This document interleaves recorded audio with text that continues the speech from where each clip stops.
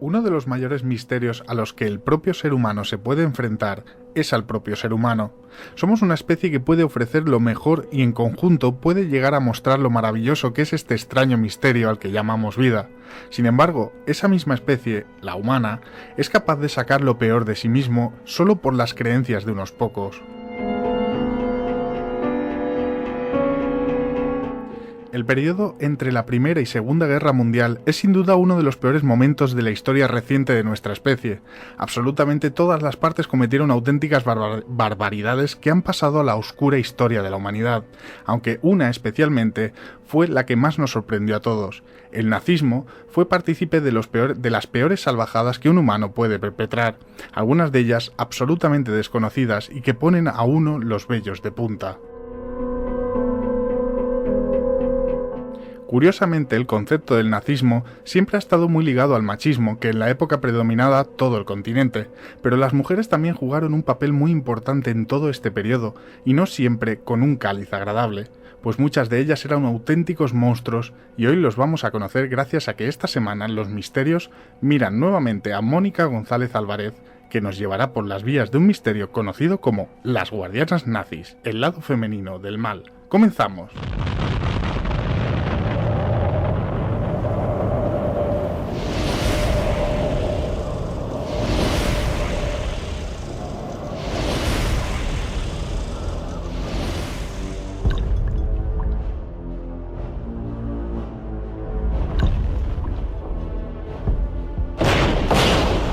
Es la artillería. Se lo suplico, abandone Berlín. Pero no podemos dejarle solo. Para lo que le aguarda, no necesita a nadie. Goebbels y su mujer se quedan. Y los niños también. Pero los niños... No sé si recibirás esta carta. Nuestra concepción de la realidad se desmorona, y con ella todas las cosas buenas y bellas que he conocido. En el mundo que surgirá tras el nacionalsocialismo, no merecerá la pena vivir. Por eso también he traído a los niños. Bebe, bebe. ¡No! Tengo que dictarle mi testamento. Estoy mecanografiando el del Führer. ¿Qué esperan que hagamos? No puedo más. El fin podría llegar cualquier día, cualquier hora. El propio Führer ha perdido toda esperanza de un desenlace feliz. Tu hermana. Procura salir de aquí. Prométemelo. ¡Se ahogarán en su propia sangre!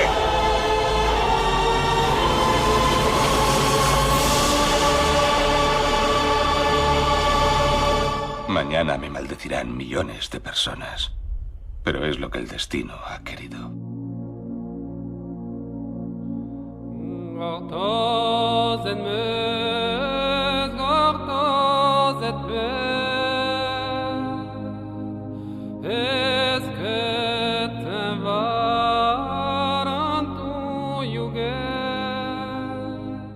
Muy buenas tardes, amigos. 5 minutos pasan de las 8 de la tarde. Estamos aquí en directo en Radio Llavaneras y también en Radio Edenex. Os mandamos un saludo como siempre a todos. Hoy con un tema bastante difícil de explicar. Y para hablar de ello tenemos aquí con nosotros Mario Ortega. Buenas tardes, Mario. Muy buenas tardes. Guardianas nazis, vaya tema, ¿no? Vaya temazo, sí, sí. En este libro nos encontramos la parte oscura de las mujeres del nazismo, que es quizás una historia un poco desconocida, ¿no? Hombre, yo creo que en un régimen como era el nazismo no se escapaban ni las mujeres ni los niños. Ya era tal el lavado de cerebro que tenían ya desde bien pequeños que, a ver, pensar que las mujeres se libraban de la quema, para nada, para nada. Eran auténticos. A ver, sin condiciones normales, hay mucha gente dice que lo que se le ocurra a una mujer no se le ocurra a un tío por muy pip que sea, por no decir la palabra. Imagínate en un régimen como aquel, una mujer adiestrada dentro de lo que eran las artes del nazismo. Pues no sé qué pensará nuestra compañera aquí, hoy la única mujer precisamente junto con la invitada, pero la única mujer que estará aquí con nosotros, Marta Envid. Buenas tardes. Buenas tardes, Pablo. Bueno, pues yo pienso que los seres humanos somos muy crueles por naturaleza, manipulables, perversos, y esto aflora normalmente cuando nos dejamos llevar por ideas y planes maquinados por otros, ¿no? Hoy nos vamos hasta una historia que, aunque suene lejana, está muy reciente en el tiempo, durante la Segunda Guerra Mundial, y concretamente a la Alemania nazi, ¿no? Quien castigó, torturó y aniquiló al pueblo judío y a todos aquellos que no casaban dentro dentro de unas mentes, no quiero decir enfermas porque no eran enfermos, y que ni siquiera podemos decir eso, que fueran enfermos mentales.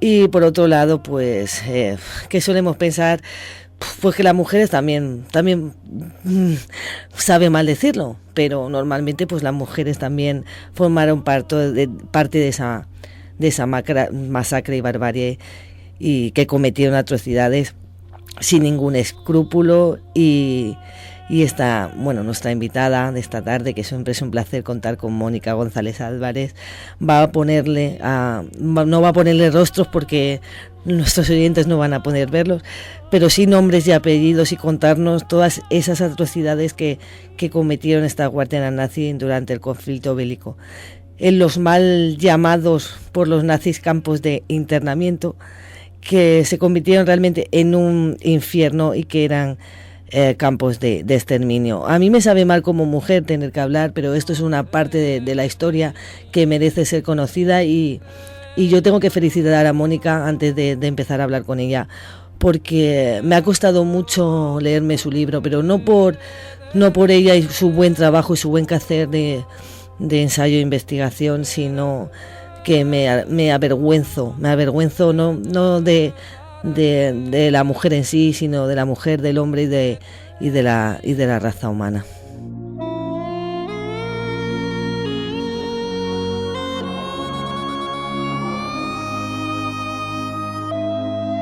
Y con nosotros tenemos también al historiador Cristóbal Martínez. Buenas tardes, Cristóbal. Una parte de esa historia que a uno no le gusta, ¿no?, estudiar, precisamente. La verdad es que no, la verdad es que es uno de los apartados históricos en los que siempre que tienes que estudiarlo, investigar, siempre se te encoge el corazón. Ya puedes haber visto muchas matanzas, muchas cosas a lo largo de la historia que siempre hay, pero yo creo que esto de la Segunda Guerra Mundial, los campos de concentración nazi, este exterminio de los judíos quizás es una de las manchas más vergonzosas que hay en la historia de la humanidad. Y para muchos quizás que nos están escuchando puede sonar algo lejano, como ha dicho mi compañera Marta, pero fijaros si es algo tan cercano que en esta semana hemos tenido 2 noticias sobre estos asuntos. El 20 de febrero de este año arrestaban en Alemania a 3 guardias del campo de Auschwitz. Es decir, estamos en 2014. Acaban de arrestar a 3 presuntos guardias de estos campos de exterminio. Claro, al escuchar esta noticia se le queda a uno el corazón un poquito diciendo: ¿y tanto tiempo viviendo tranquilamente esta gente que ha hecho estas cosas? Y fíjate, seguidamente, el 24 de febrero ayer, leí otra noticia en la que se daba que falleció a los 110 años de edad la sobreviviente más longeva del Holocausto. Por lo tanto, estamos hablando de una de cal y una de arena. La de cal que esta gente, estos criminales, han campado a sus anchas durante tanto tiempo. Pero la de cal, sin duda, fue que esta mujer que vivió ese infierno ha podido vivir durante tanto tiempo, hacer su vida y hacer su familia. Yo creo que sin duda hoy va a ser un tema muy duro, pero que Mónica nos va a conducir perfectamente.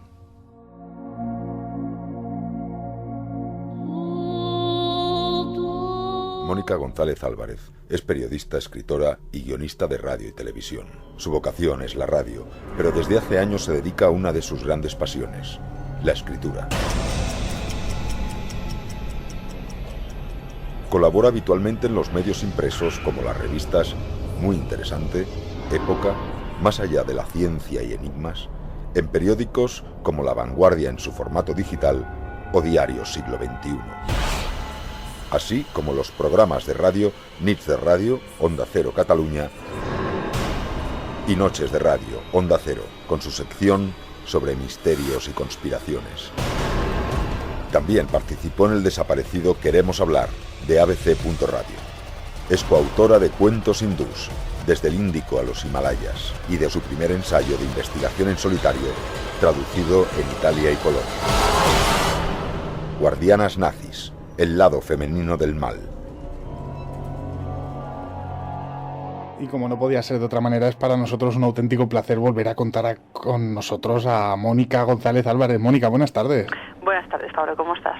Bueno, un poco de aquella manera, porque es un placer, como digo, tenerte aquí con nosotros, pero es un tema que es peliagudo, es complicado de hablar, ya no solo en la radio, sino incluso sé que Marta ha estado leyendo el libro estos días y lo ha estado sufriendo bastante. Hombre, es un tema muy complicado, Pablo, es un tema muy difícil, en el que yo también, evidentemente, lo he sufrido, no solamente escribiéndolo, sino durante el proceso de investigación de 2 años, porque al fin y al cabo somos seres humanos, no solamente somos periodistas, somos seres humanos que tenemos familia, tenemos pareja, tenemos amigos, y pensar que ese tipo de crueldades y de barbaridades se ha podido hacer hace tan solo 75 años atrás, pues parece increíble, pero es cierto.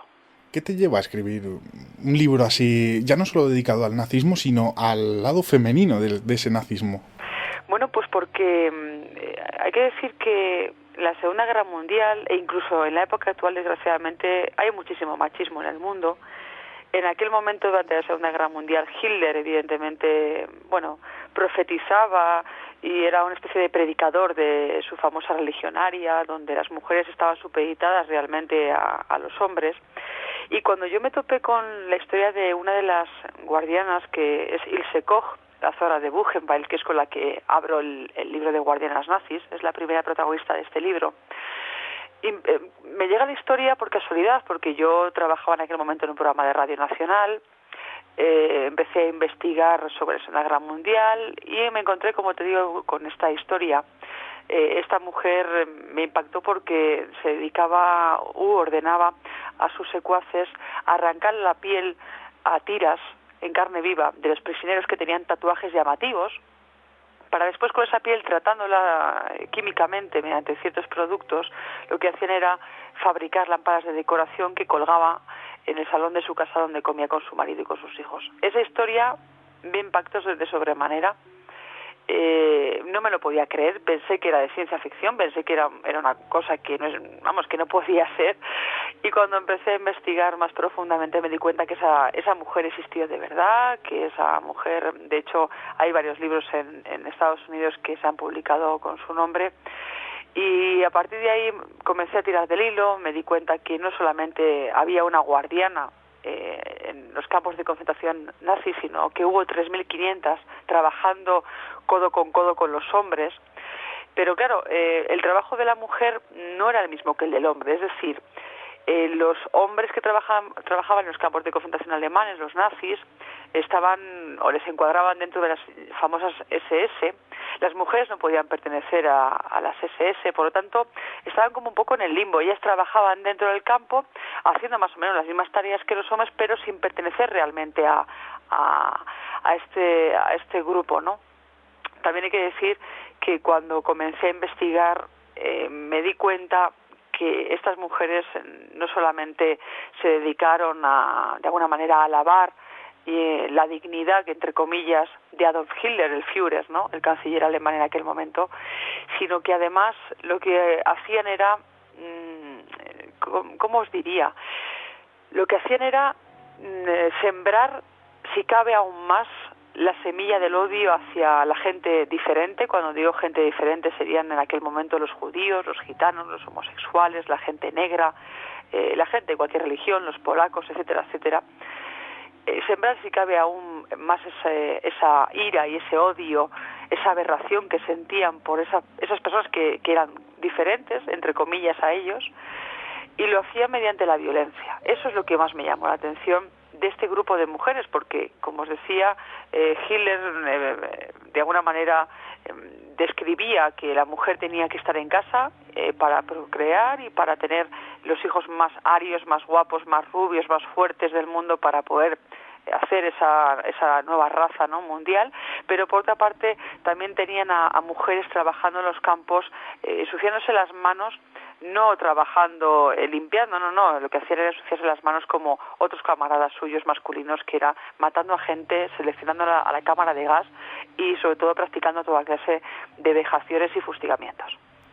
Mónica, pero para que la gente se haga un poco una idea principal, en el caso de Ilse Koch, y bueno, era una chica se supone que con un rostro angelical, que se escondía, era una mujer muy bella, que había nacido en un seno de una familia de clase media, que su comportamiento hasta una fecha había sido muy buena persona, quiero decir, y luego convertirse en lo que se convirtieron y quedándole a la gente claro que no eran enfermos mentales.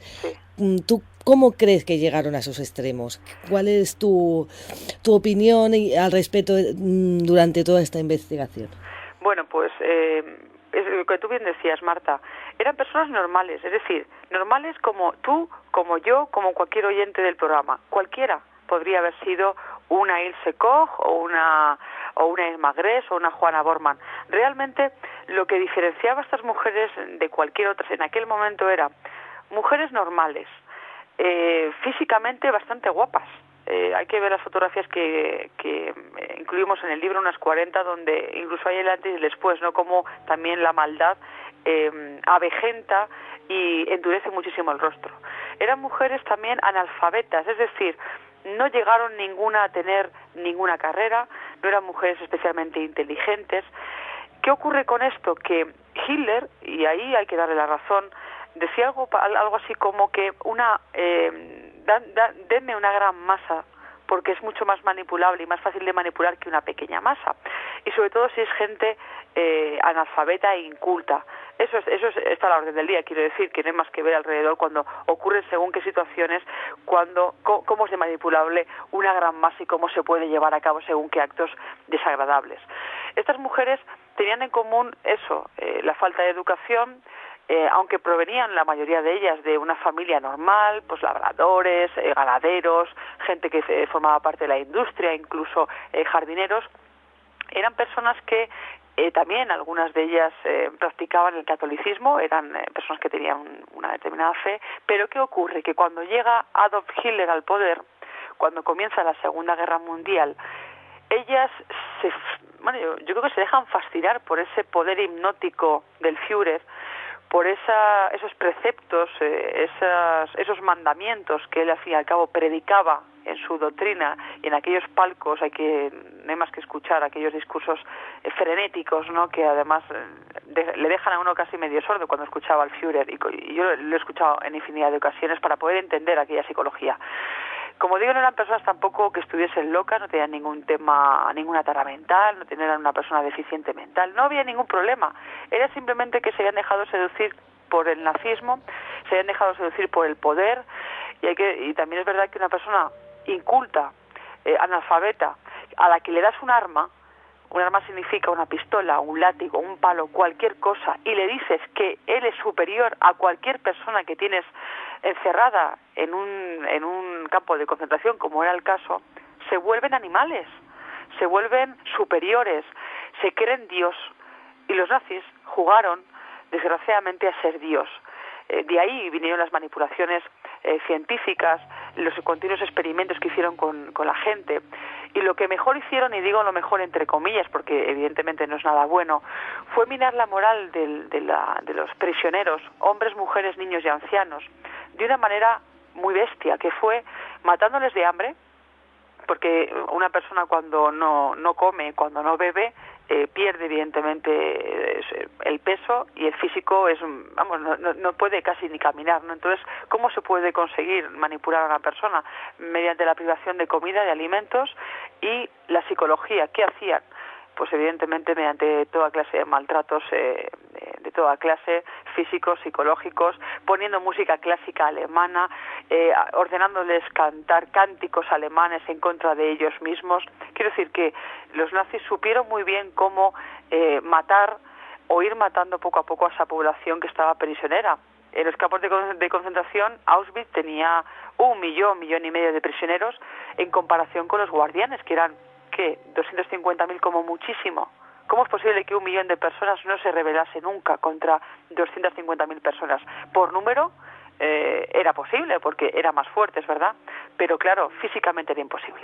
Y ahí las mujeres tuvieron muchísimo que ver porque se hicieron fuertes, eran mujeres muy rudas, altas, claro, una mujer aria, además a día de hoy, ¿no? Los alemanes son personas muy fuertes, fortachonas, imponían la vestimenta que llevaban, además les hacía temer incluso a los camaradas, ¿no? Llevaban unas botas altas con la punta de acero reforzada, llevaban incluso pues un látigo, un palo, llevaban pastores alemanes que instruían para matar. Yo he tenido animales de este tipo, estos perros, que son maravillosos, pero ojo, cuando instruyes a un perro para que mate, es aterrador lo que puede llegar a hacer un animal de esos. Te puede arrancar la yugular de un mordisco, solamente puedo decir eso, incluso muchísimas más cosas, ¿no? Y ahí estas mujeres lo que hicieron fue tomar el mando. Tenían un comandante por encima de ellas, pero tomaron el mando con la violencia, con esos aires de superioridad, y es ahí donde realmente radica la maldad, no solamente en el hombre, sino también en la mujer, que, como decía al inicio, siempre estuvo como relegada, como que no valía para nada, entre comillas. Por eso yo decidí hacer este libro, porque siempre se habla de los hombres, de Mengele, de Himmler, de Goebbels, de Hitler, pero no se habla de las mujeres, y las mujeres en el nazismo desgraciadamente tuvieron un papel no inferior, sino incluso más cruento que el de estos grandes líderes del Tercer Reich. Y además que también las incentivaban con que iban a cobrar 3 o 4 o 5 veces más dinero que en sus trabajos habituales, con lo cual eso ya era también una manera de manipularlas para que llegaran a formar parte de estos trabajos, entre comillas. Sí, evidentemente, si a una persona le prometes que va a ganar 100 veces mucho más que lo que está ganando, ¿quién no se apuntaría a un bombardeo, no? Yo también me pongo en la piel de si a mí me hubiera ocurrido eso, ¿qué hubiera hecho yo?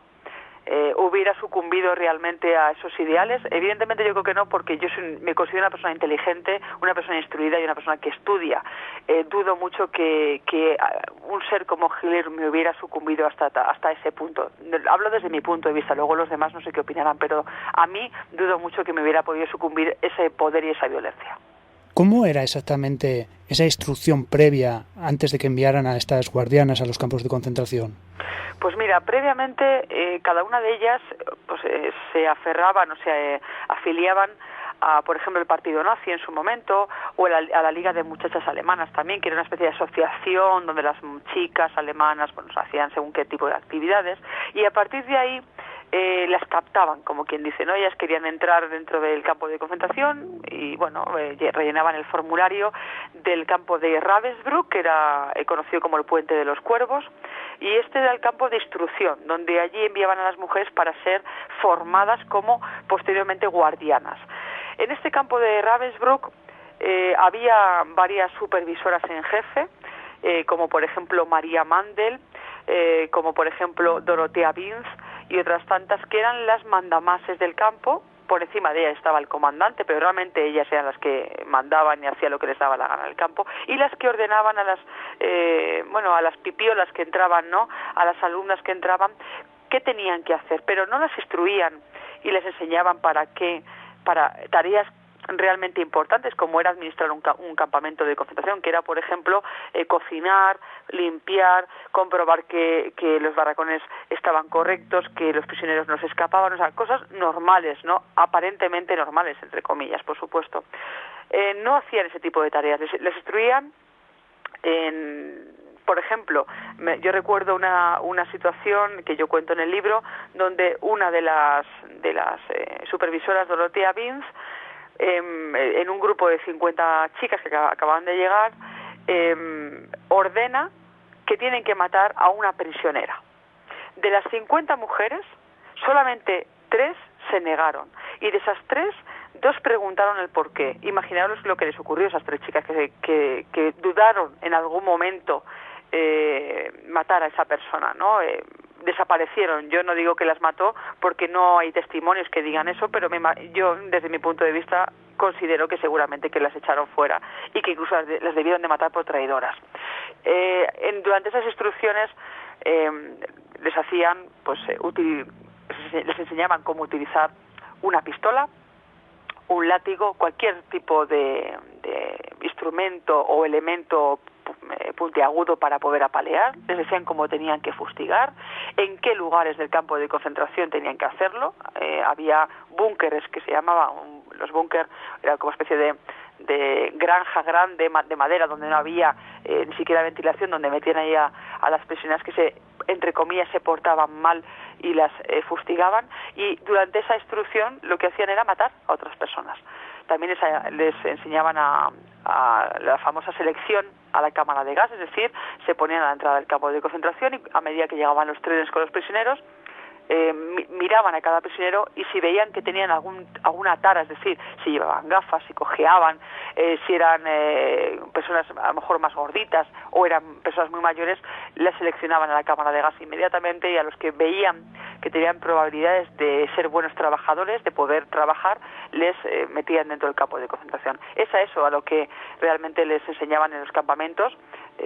Realmente el comandante sabía de estas andanzas, no solamente el comandante, los líderes que estaban por encima como Hitler, Goebbels y Himmler y demás gente, sí que sabían perfectamente lo que ocurría en los campos de concentración, cosa que luego durante los juicios de Nuremberg negaron que ellos supiesen qué estaba ocurriendo, pero era verdad que todo lo que ocurría en los campos salían informes diarios que iban destinados directamente al ministro correspondiente. Por lo tanto, en aquel momento mintieron en los juicios como otras tantas veces hicieron.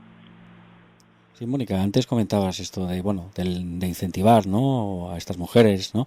Pero claro, yo pienso, seguramente las elegían, no al azar, y ya estaban destinadas a hacer ese cometido, a cumplir esa función. Entonces, si ellas mismas se rebelaban a decir, no, yo por ahí no paso, esto no lo hago, como ser humano, me imagino que lógicamente pasarían por el tubo, o bien o matas o mueres, por así decirlo. Entonces, ¿tienes casos reportados de mujeres que se hubieran rebelado y que hubieran sido ejecutadas o incluso hubieran llegado al suicidio? No he tenido documentación de ese tipo, he buscado, porque ya te digo que este testimonio que te estoy diciendo de ese momento donde Dorothea Vince pues manda matar a alguien, y hay una prisionera que es testigo, que es por lo que yo cuento esta historia, no hay realmente documentación donde supuestamente la propia supervisora matase a alguna de sus camaradas.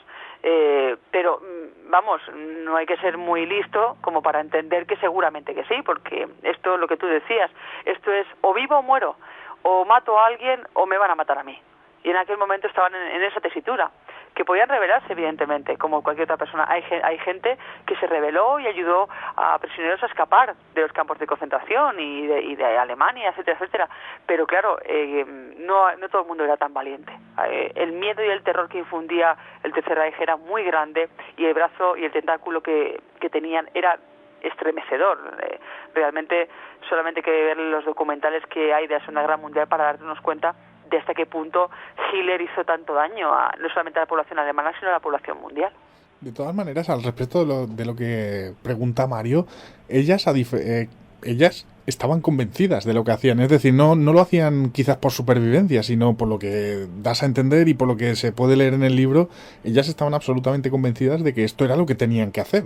Sí, es que hacían el bien, o sea, los nazis, no solamente estas mujeres, los nazis en general, cuando te ves los juicios, y yo me he visto todos los juicios, ellos nunca se arrepienten, y estas mujeres jamás se arrepintieron, no mostraron ningún tipo de empatía por los prisioneros, porque ellos pensaban realmente que hacían un bien a la humanidad, es decir, exterminar a una población diferente, a esas personas que eran animales para ellos, porque para ellos los judíos, los polacos, homosexuales, gitanos, etcétera, etcétera, eran animales para ellos.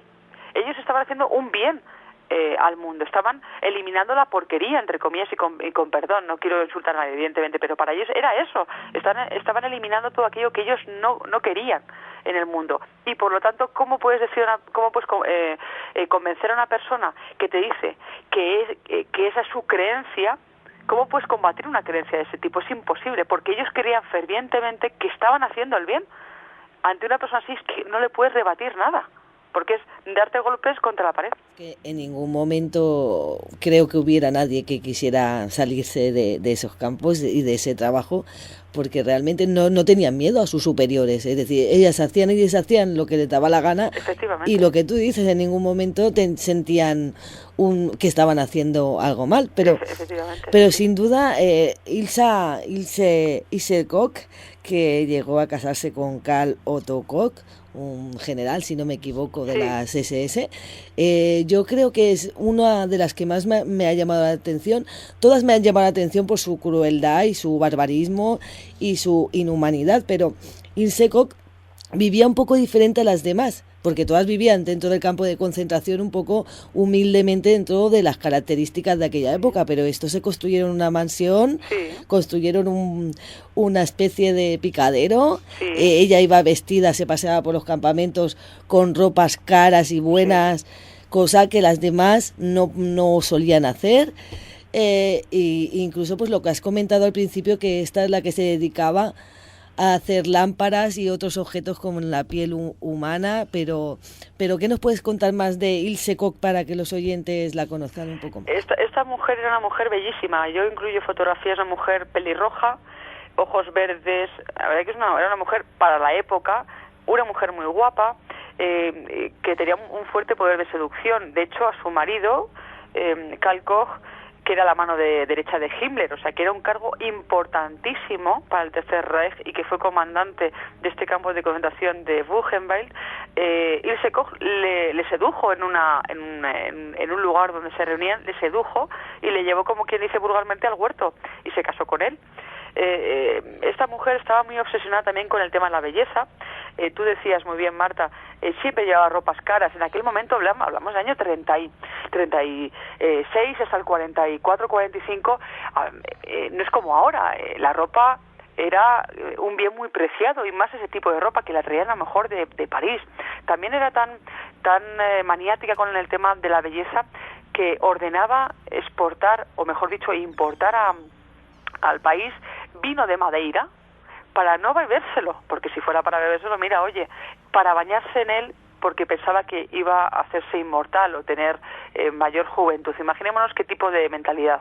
Hay que decir que Ilse Koch empezó a maltratar y a asesinar a gente porque su marido, Karl Koch, era un hombre que le gustaba mucho la violencia, practicaba continuamente, además, un tipo de maltrato que se utilizaba durante la Edad Media, es decir, pues a lo mejor utilizaba una fusta con fragmentos, en cuyo vértice tenía fragmentos de cuchillas de afeitar, pues marcaba a los reos, a los prisioneros con un hierro candente, es decir, cosas muy, muy drásticas.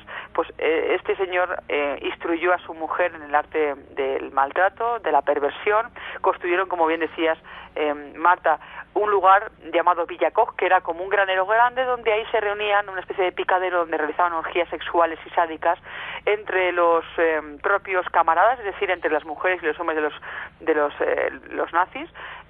Hacían el amor entre ellos, incluso también llevaban algún prisionero para disfrutar del placer sexual.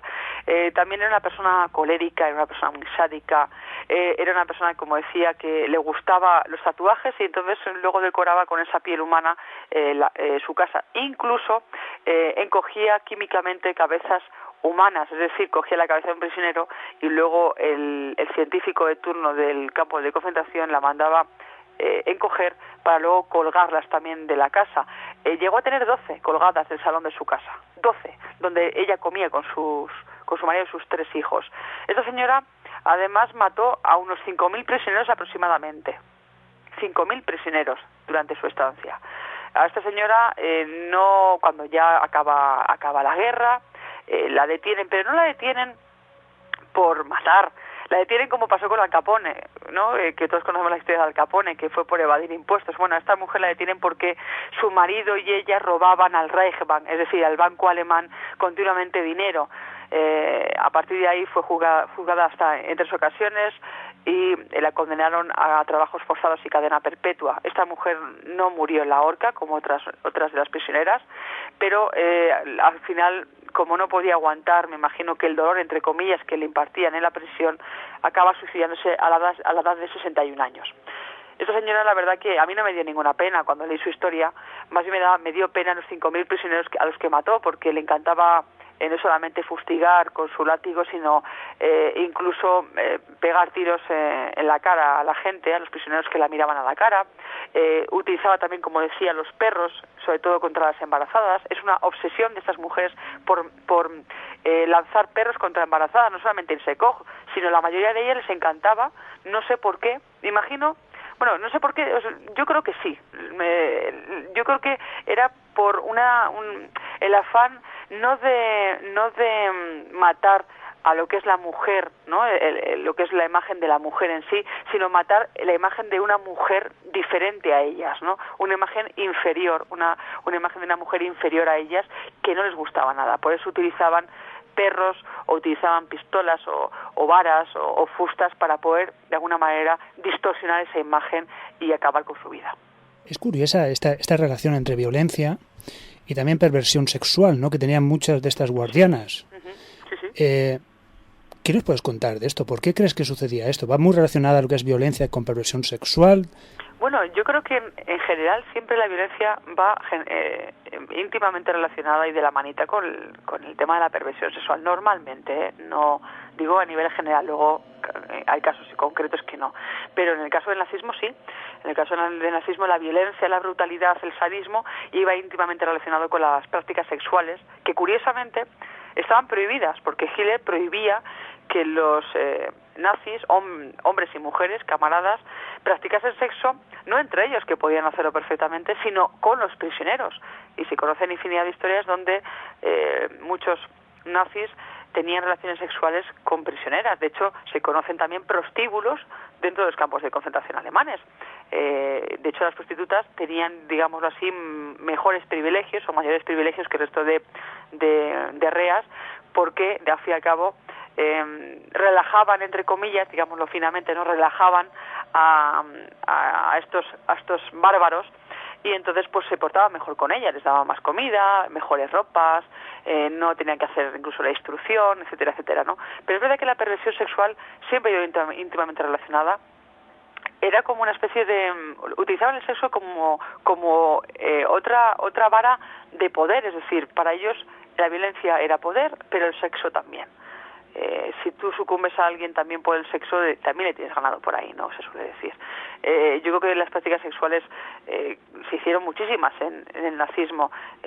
Había orgías entre los propios comandantes con las mujeres, entre ellas, hacían tríos, hacían orgías, hacían de todo, cosa que me parece estupendo, pero cuando ya utilizaban a prisioneros que no querían practicar sexo con ellos y a los cuales además les practicaban sadomasoquismo, es decir, les pegaban, les hacían barbaridades solamente por el deseo y las ganas que tenían de ver sufrir a alguien, ¿no? Porque ellos disfrutaban con el sufrimiento ajeno y lo hacían impartiendo violencia y lo hacían impartiendo un sexo no consentido. Es que en ellos mismos tienen mucho sentido lo que hacían, porque directamente dar un beso a un judío o una judía ya era algo reprobable entre ellos. Sí, efectivamente. ¿Cómo es posible que tuvieran esas relaciones sexuales, esos prostíbulos que nos has hablado?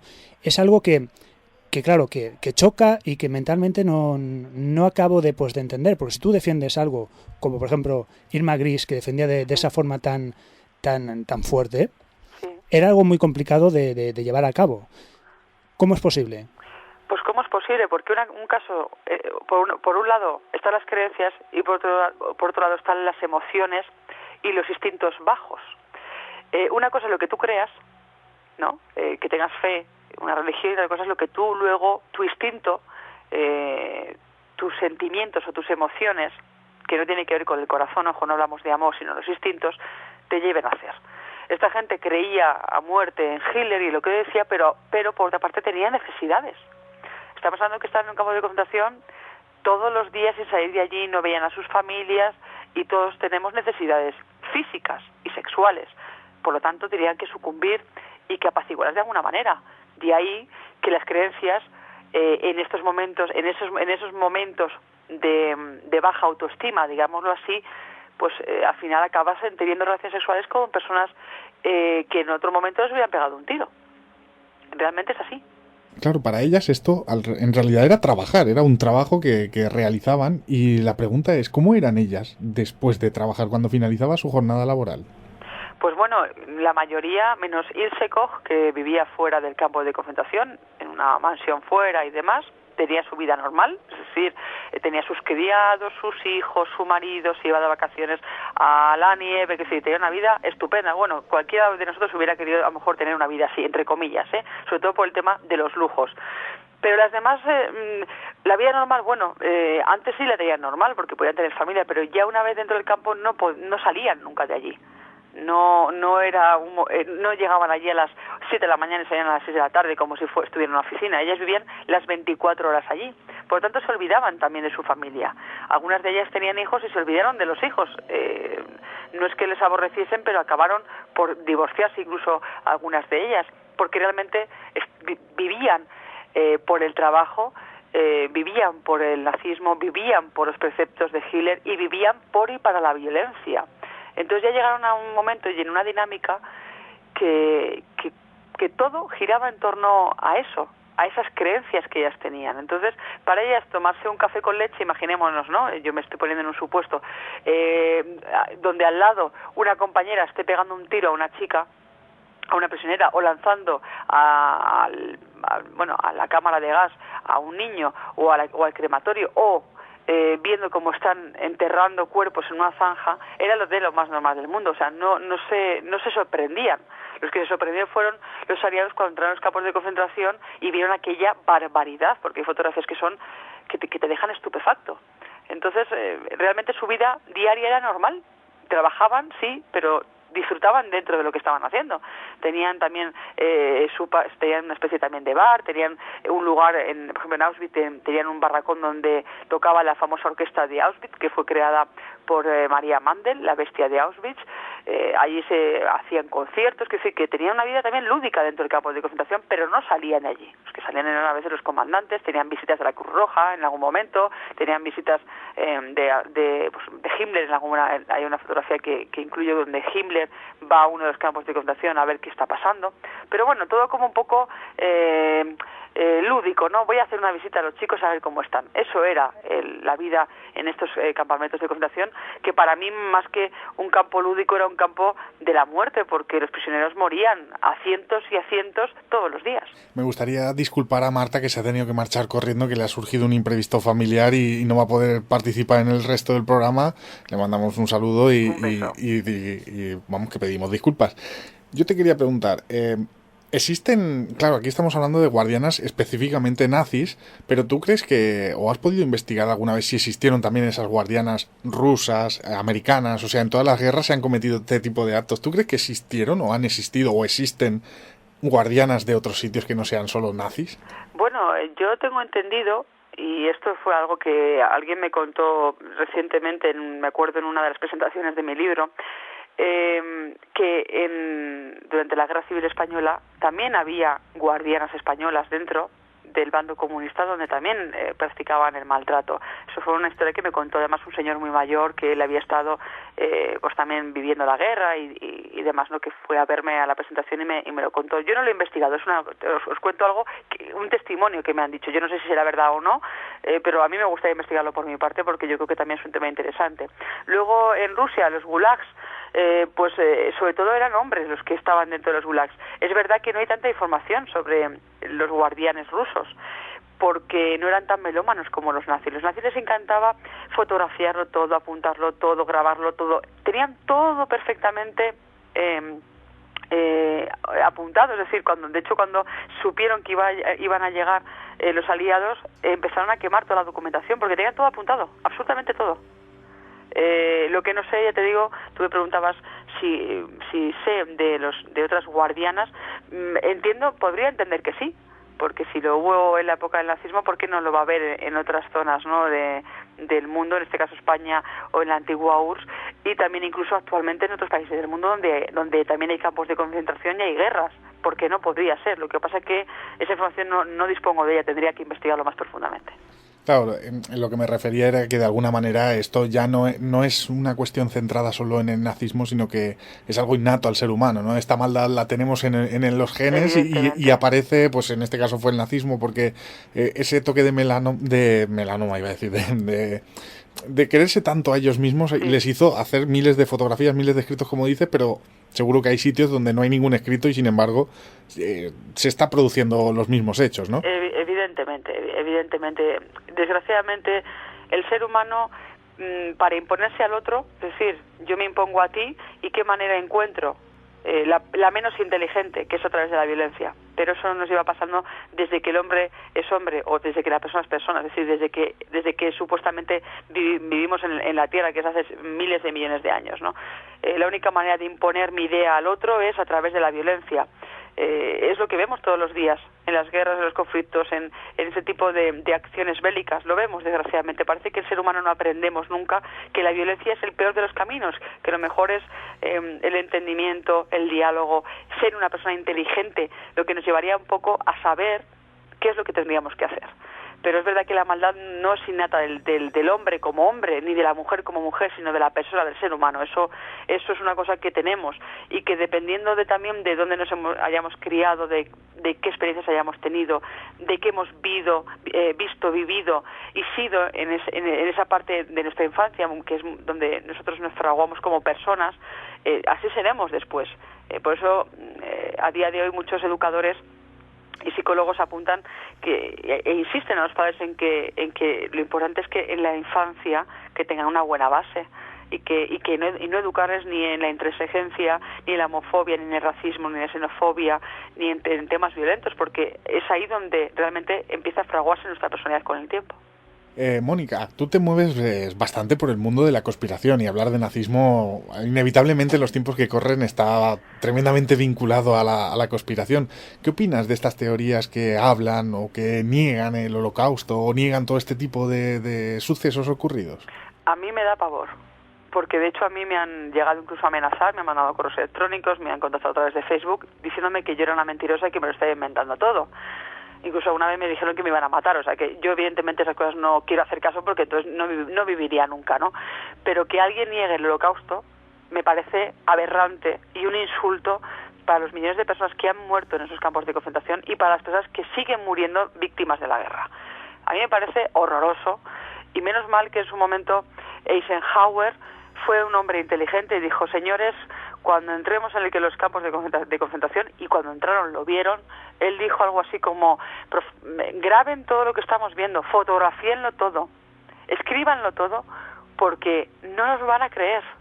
Y es cierto, si a día de hoy, con las imágenes que hay, las fotografías que hay, los documentales, los papeles que hemos encontrado, la documentación, los testimonios que hay gente que sigue negando el Holocausto, imaginémonos si no hubiera sido tan melómanos los nazis, no hubieran tenido tantas pruebas y Eisenhower no hubiese ordenado grabar todo aquello, la gente seguiría sin creérselo.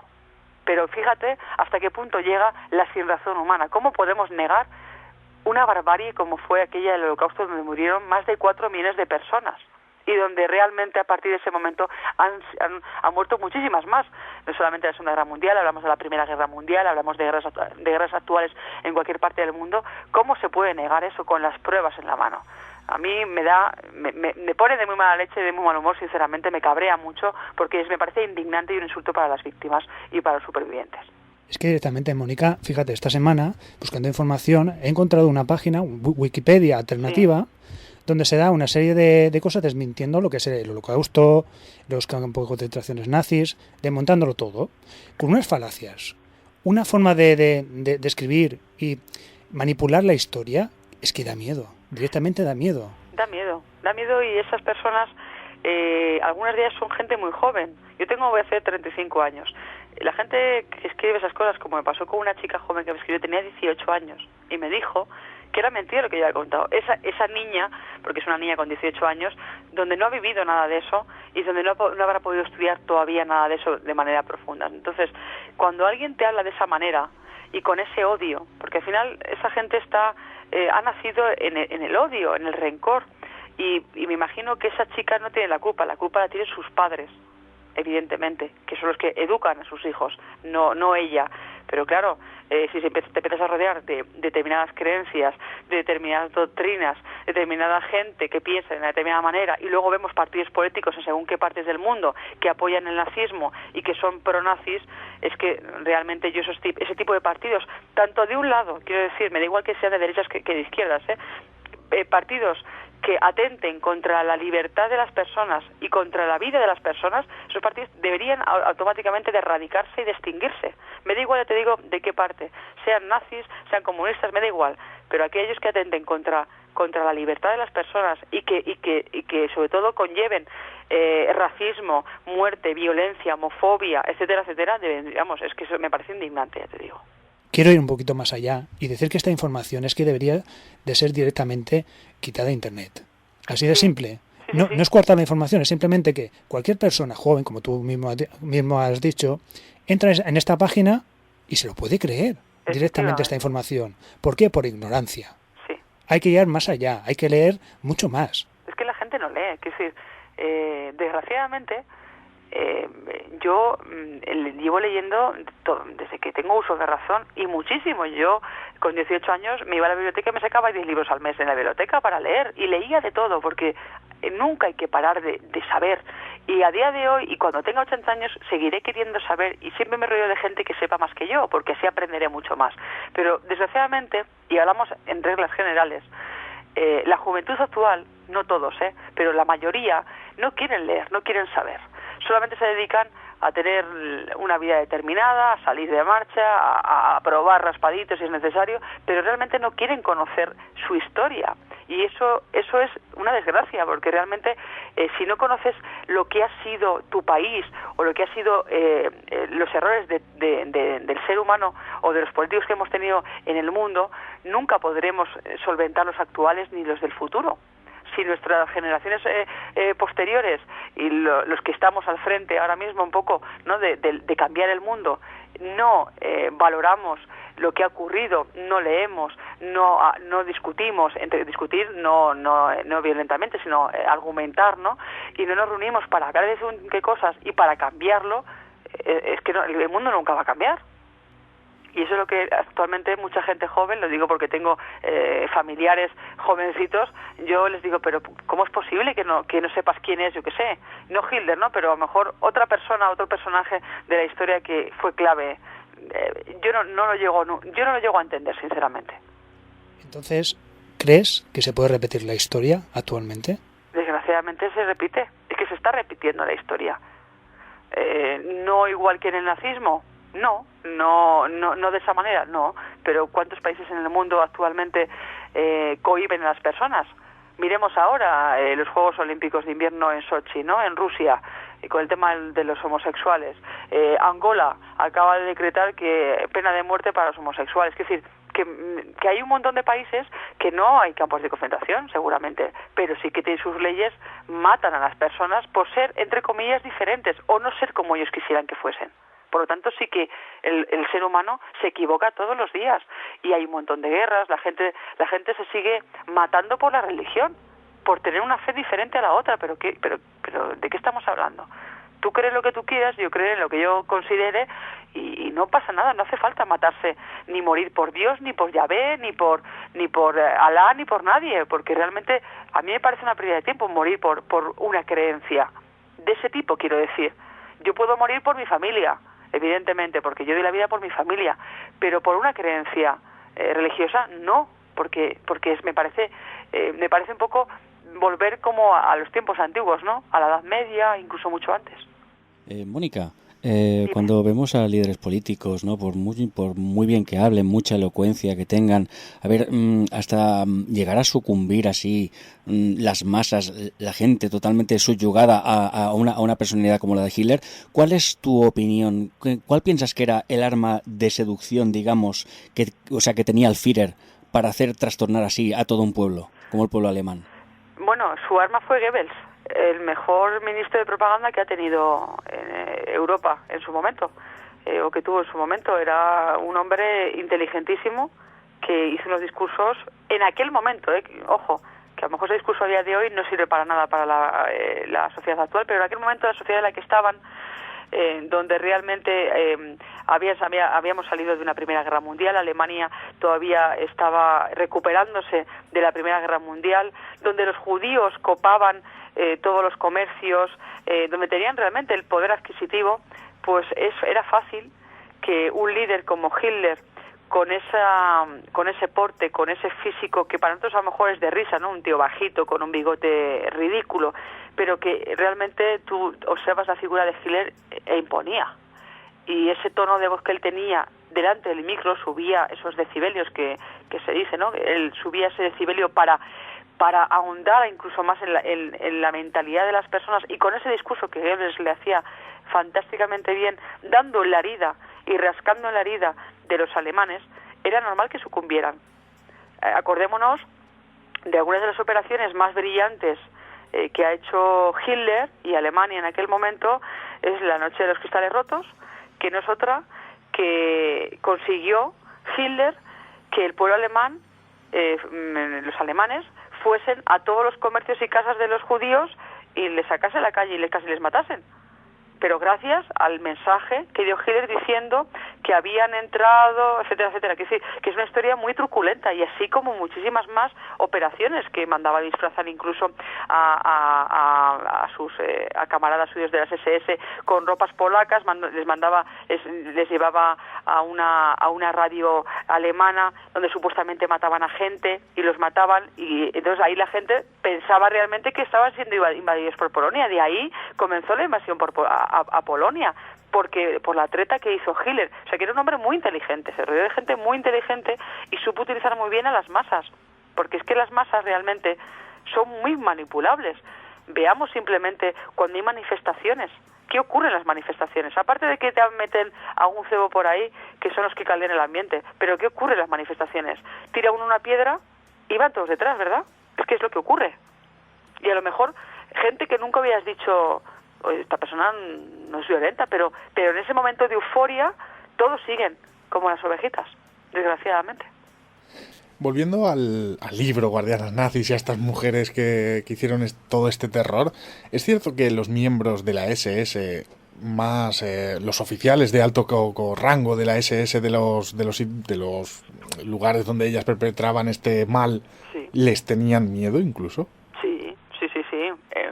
Yo me acuerdo en una anécdota que María Mandel, por ejemplo, que es la bestia de Auschwitz, ella paseando por los barracones, los camaradas masculinos evitaban pasar por delante de ella, porque era una mujer fuerte, bastante atractiva, y yo creo que también los hombres a veces se impresionan mucho con la belleza de las mujeres, pasa a día de hoy, no solamente en aquel momento, pero si además de eso van vestidos de determinada manera, con un látigo en la mano y con una pistola y con cara de mala leche, pues me imagino, y luego viendo lo que ocurría con los prisioneros, evidentemente que ni tú ni yo ni nadie nos hubiera gustado cruzarnos con ese tipo de mujeres en los campos de concentración. Claro, pero me refiero porque ellos tampoco hacían cosas buenas, precisamente. Es decir, eran violentos también, pero ellas en ese momento como que les superaban, ¿no? En violencia como que las veían por encima. Sí, ellas tomaron las riendas. Yo digo algo que sorprendió cuando la vez que dije este titular, que es que el 75% de las muertes que hubo en los campos de concentración alemanes fueron obra de las mujeres y de las guardianas nazis. Y hay gente que me dice, pero eso es imposible, si había menos mujeres. Digo, sí, es cierto, había menos mujeres, menos número de mujeres, pero es que asesino no solamente es el que mata, sino aquel que ordena matar. Es decir, ellas mataron a muchísima gente. Decía yo hace un momentito que Ilse Koch mató a 5.000 prisioneros, Irma Gress mataba a 30 personas por día, por ejemplo, María Mandel llegó a matar hasta 500.000 de personas, Zabot mataba a 150 personas por día, hablamos que estuvo 3 años en un campo de concentración, si echamos cuenta, imaginémonos, Dorothea Vinz a 100.000 personas, Hermin Brausteiner 200.000, Juana Bormann 500 personas por día, y así podía seguir toda la noche. Pero aparte de matar a toda esta gente, ellas ordenaban tanto a sus segundas de a bordo, guardianas, matar como a los propios hombres. O sea, ellas llevaban, entre comillas, los pantalones, ellas dirigían ese campo. Había un comandante, pero ellas dirigían realmente ese campo y eran las más temidas y las más odiadas y repudiadas entre prisioneros y camaradas. Por eso hay un suceso que ocurre también, que recuerdo que era de Dorothea Vinz también, en el campo de Ravensbrück, que era que cuando se producía, cuando se hacía el famoso recuento, ¿no?, que se hacía siempre al principio de la mañana, muy temprano, y a última hora de la tarde después del trabajo, y se reunían en el Appelplatz, ¿no?, que era como la especie de la plaza de los barracones, ¿no? Pues cuando llegaba ella, imagínate a lo mejor que había 200.000 personas ahí de pie, pongamos, ahora no recuerdo la cifra, pero 200.000. Cuando llegaba ella una sola persona, se hacía el silencio, no se oía ni una mosca. Llegaba con su perro pastor alemán, con su vestimenta, con su pistola y con su látigo. Y si había algo que estaba fuera de lugar, alguna prisionera que tenía por ejemplo un jersey debajo de la ropa del famoso pijama de rayas, o había cogido un mendrugo de pan del suelo que se le había caído a alguna persona, o había estado fumando, o se metía las manos en los bolsillos, la mandaba a salir de esa famosa fila del recuento y se encargaba de darle una paliza hasta matarla, o de pegarle un tiro directamente. Al igual que los famosos médicos de la muerte como Joseph Mengele o el Dr. Ley, ¿conoces algún caso de alguna mujer que destacara? Sí, María Mandel. María Mandel, la bestia de Auschwitz, fue una de las expertas en practicar toda clase de experimentos a mujeres. La llamaban, me acuerdo, monstruo en carne humana. La llegó a denominar una superviviente. Ella además llevaba guantes blancos, no quería ensuciarse las manos, y entonces llevaba guantes blancos y cuando golpeaba, como se ensuciaban las manos de sangre, le encantaba, disfrutaba. Y en cuanto a los experimentos médicos, esta mujer rompió huesos, practicaba infertilidad a mujeres, les provocaba incluso la menopausia a chicas jóvenes, imaginémonos, golpeaba con martillos, cosía carne, es decir, rompía la piel de alguien y luego cosía el trozo de la pierna para ver si volvía a su ser. Es decir, esos experimentos médicos eran continuos. No solamente también esta María Mandel, sino también incluso Hermin Brausteiner, la famosa yegua de Magdanek, también lo llegó a practicar. Es decir, que había varias de ellas que llegaron a realizar ese tipo de experimentos y de aberraciones físicas que sufrieron. Incluso también os voy a decir prisioneras españolas como por ejemplo Neus Català, que a día de hoy sigue viviendo. Esta mujer, por ejemplo, cuenta cómo le llegaron a hacer completas barbaridades en su cuerpo, cómo llegó a sufrir las palizas, llegó a sufrir incluso le adelantaron la menopausia, les inyectaron como una especie de sustancia, como digo, para fomentar que tuviesen la menopausia, incluso para acelerar la menstruación también. Ella decía, pero una cosa que decía esta mujer muy bonita, entre comillas, es que decía algo así como: he sido deportada, he estado esclava en el campo y me he sentido libre a pesar de todo. Decía, me he sentido libre. Una mujer como Neus Català decía que se sentía libre dentro del campo de concentración a pesar de todas estas barbaridades que les habían llegado a hacer. De todas las, creo que son 19, ¿no? Las guardianas que aparecen en el libro, Mónica. Efectivamente, son 7 principales que serían como las supervisoras y las 12 secundarias que las acompañaban normalmente. Pregunta típica y tópica, de las 19, ¿con qué historia de todas ellas te quedarías? ¿Cuál es la que más te ha impresionado de todas? Pues mira, me voy a quedar con la que menos os esperáis, yo creo, porque he hablado ya de varias. Voy a quedar con una que se llama Juana Bormann, que le llamaban la Wiesel, que significa comadreja. Le llamaban también la mujer de los perros, que me quedo con ella porque no tenía nada que ver con el resto de mujeres alemanas. Es decir, aunque ella era alemana, y que poco se sabe de su vida además, esta mujer fue misionera antes de su instrucción. Eso es lo que la documentación que yo manejo, que fue misionera, y físicamente no era como las demás. Era una mujer bajita, morena, con los ojos negros, no parecía alemana realmente. Y yo creo que debido a esa falta de autoestima, debido a que era diferente a sus compañeras, hizo que fuese aún peor que ellas, ya que no solamente daba puñetazos y golpeaba con una porra de goma que siempre la acompañaba, sino que además adiestraba e instigaba a sus perros, a sus pastores alemanes, para que devorasen a las víctimas. En una ocasión hay un suceso dentro del libro donde yo cuento cómo Juana Bormann instiga de tal manera a su pastor alemán que acaba mordiendo a un prisionero en la yugular hasta matarlo, porque ese prisionero no podía trabajar, porque estaba exhausto y no podía ni trabajar. Esta mujer mataba a 500 personas al día. Hablamos que estuvo desde el año 39 hasta el 42, más o menos, en Ravensbrück. Si echamos cuentas, imaginémonos la de gente que mató a esta señora. Lo más gracioso, entre comillas, es que antes de morir en la horca, porque fue juzgada en los juicios de Bergen-Belsen, dijo: tengo mis sentimientos. Esta mujer dijo esa frase aludiendo a que ella también era humana, cuando ella había sido la más inhumana de todas las mujeres que habían pasado por el campo de Ravensbrück en todo ese tiempo. Una pregunta, por el apellido no tendría nada que ver, ¿no? Con el con el que era secretario del Führer. No tenía nada que ver con Martin Bormann, no tenía nada que ver. Yo también lo pensé, pero al investigar no era ni familia, ni primos lejanos, ni nada por el estilo, no tenía nada que ver, no. Ya de cara a los juicios, en lo que es el tema de los juicios con estas personas, con estas guardianas nazis, ¿eran en general más benévolos las condenas que si hubiesen sido hombres? Bueno, yo creo que en general no, porque la mayoría fueron ajusticiadas y murieron en la horca. Pero hay varios casos, como el de Erza Baud, la sádica de Stutthof, que es una de las mujeres que aparece en la portada del libro, a la derecha, con cara así como de perfil, que mira como sonriendo. Esa mujer fue liberada por una amnistía en el año 51 y desapareció completamente después del juicio de Bergen-Belsen.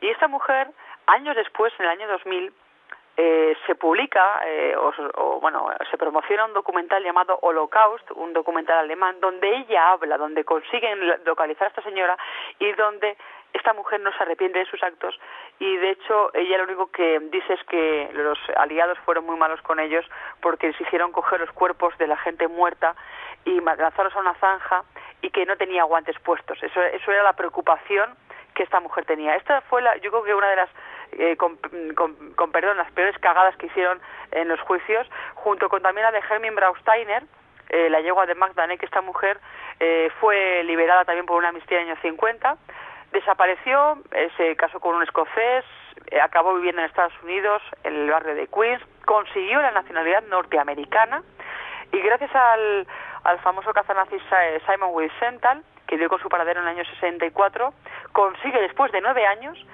volverla a traer a Alemania y que fuese juzgada. El juicio duró 6 años, y después de estar 15 años en prisión, la condenaron a 2 cadenas perpetuas, salió a los 15 años, la liberaron y nunca más se supo de ella. Yo hasta estas 2 personas, tanto a Herza Baud como a Hermin Brausteiner, las he buscado, porque las demás están ya muertas, y no encontró nada de ellas. Me imagino que por la edad ya deberían de haber muerto, porque tenía más o menos unos 99, 100 años cuando yo hice el libro de Guardianas Nazis. Por lo tanto, estas son las dos historias más terribles, digamos así, o los errores más garrafales que hicieron en los juicios tanto de Bergen-Belsen como el juicio de Magdanek. Te voy a hacer 3 preguntas en una, Mónica. Venga, a ver. Si a día de hoy te pudieses encontrar cara a cara con una de ellas, ¿qué le preguntarías, a quién y por qué? Ay, madre, pues ¿a quién le preguntaría? Esta es pregunta difícil, ¿eh? Bueno, sí, pero no hay nada imposible, como se suele decir. Pues elegiría el Ilse Koch, la zorra de Buchenwald, porque ella le gustaba sentarse a la mesa con lámparas decoradas con piel humana, y le preguntaría, yo serviría una comida con ella, que nos sirvieran la comida, colgaría unas lámparas, evidentemente no de piel humana, pero de piel aparentemente humana, que ella se pensase que son de piel, y entonces miraría la lámpara y le diría, ¿le gusta, señora Koch?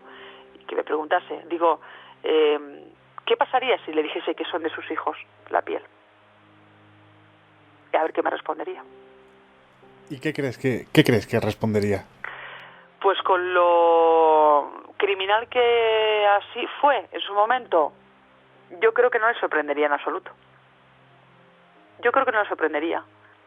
Alegrarse no lo sé, pero llega un momento que este tipo de personas, cuando ya se han pasado de rosca tanto, yo creo que realmente les da igual a la gente que quiera.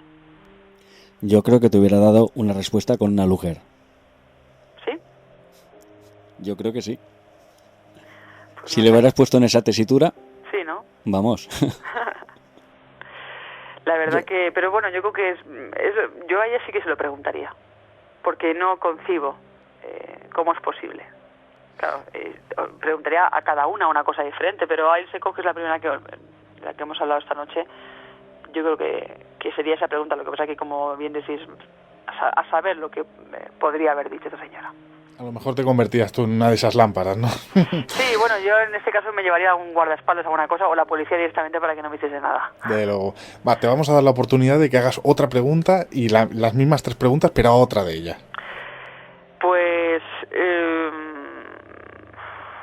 madre mía, que me lo ponéis difícil, ¿eh? Claro. María Amande, la bestia de Auschwitz. Ella mandó construir el famoso búnker de flagelaciones.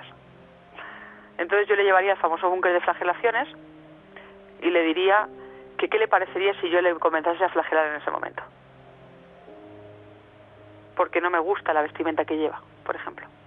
¿Qué opinaría si yo comienzo a fustigarla en ese momento? ¿No? Le haría lo que ella hacía a sus prisioneras, que por llevar cualquier cosa que no le gustase, las flagelaba hasta casi desfallecer. Casi hasta desfallecer. Pero de alguna manera ellas ya habían sufrido esto en sus carnes, ¿no? Cuando comentabas antes de cómo las creaban, por decirlo así, de alguna manera ya les hacían todo esto, ¿no? Supongo que a lo mejor si la llevaras allí y le propusieras eso, a lo mejor le gusta, o a lo mejor incluso lo ve como algo lógico, ¿no? Sí, pero después de supuestamente tantos años y de que es consciente que realmente lo que hicieron no está bien, quizás a lo mejor en su mente algo habría cambiado. Pero también hay una pregunta, que muchas veces lo comento con gente allegada, que ¿qué hubiera pasado si la guerra la hubiese ganado Alemania? La historia no sería como la que estamos contando en este momento. Sería muy diferente, la verdad. Es así. ¿Y qué crees que hubiese pasado? Si hubiese ganado Alemania... Sí. Hubiera sido lo peor que se hubiera pasado en el mundo. Hubieran creado realmente hubieran llevado a cabo el tema de la raza aria, hubieran exterminado a parte de la población mundial y la historia la hubieran escrito ellos a su manera. Por lo tanto, las generaciones posteriores que hubiésemos venido hubiéramos creído lo que ellos contaban. De momento, yo creo que no estaríamos haciendo este programa. Evidentemente, ni muchísimas cosas, porque con la censura que había en aquel momento... Pero que sí. Mónica, ¿volverías a escribir a día de hoy este libro? Y si lo volvieras a hacer, ¿incluirías o quitarías alguna cosa? Lo volvería a hacer. A pesar de todo lo mal que lo pasé fatal, y con el apoyo de la familia lo pude sacar adelante y de la gente que me quiere, porque ha sido un libro muy duro también psicológicamente. El otro día estuve con Miguel Díaz Aroca tomándome algo en una cata de vinos y me preguntaba, pero Mónica, ¿y cómo te quedaste después de acabar el libro? Y digo, pues hecha polvo estuve. Y lo pasé muy mal, porque psicológicamente te deja muy tocado. ¿Lo haría y añadiría cosas? No, haría otro libro y ahí haría otro libro parecido, es decir, a lo mejor la segunda parte de Guardianas Nazis, es decir, incluyendo más biografías de otras mujeres que también me han quedado en el tintero. Bueno, Mónica, pues yo creo que poco más podemos añadir a todo lo que se ha comentado y bueno, sí, donde podemos conseguir todavía hasta la venta este libro, lógicamente, y creo que además ahora se está reeditando, ¿no? Sí, vamos por la 6ª edición ya y en breve, en un mes o así, por la 7ª edición. O sea que la verdad que fantástico. Se puede conseguir en cualquier librería grande, Corte Inglés, AFNAC, Casa del Libro, cualquier tipo de librería, y también a través del Círculo de Lectores, que ahí es un poquito más barato y también lo estamos distribuyendo por ahí. O sea que cualquier persona que quiera lo puede conseguir. También si quieren me pueden escribir a mí para preguntarme lo que quieran, me pueden encontrar en las redes sociales, o sea que y estaré encantada efectivamente de atender a cualquier persona. Si quieres doy mi página web para que la gente me contacte. Por supuesto. Mi página web es www.monicagalvarez.com, monicagalvarez.com, y allí tengo pues el Twitter, Facebook, el mail, lo que necesiten, que ya digo, a todo el mundo que me quiera escribir, hablar, yo encantada, porque además respondo a todo el mundo. A lo mejor tarda un poco más, un poco menos, depende del trabajo que tenga, pero a todo el mundo acabo respondiendo siempre.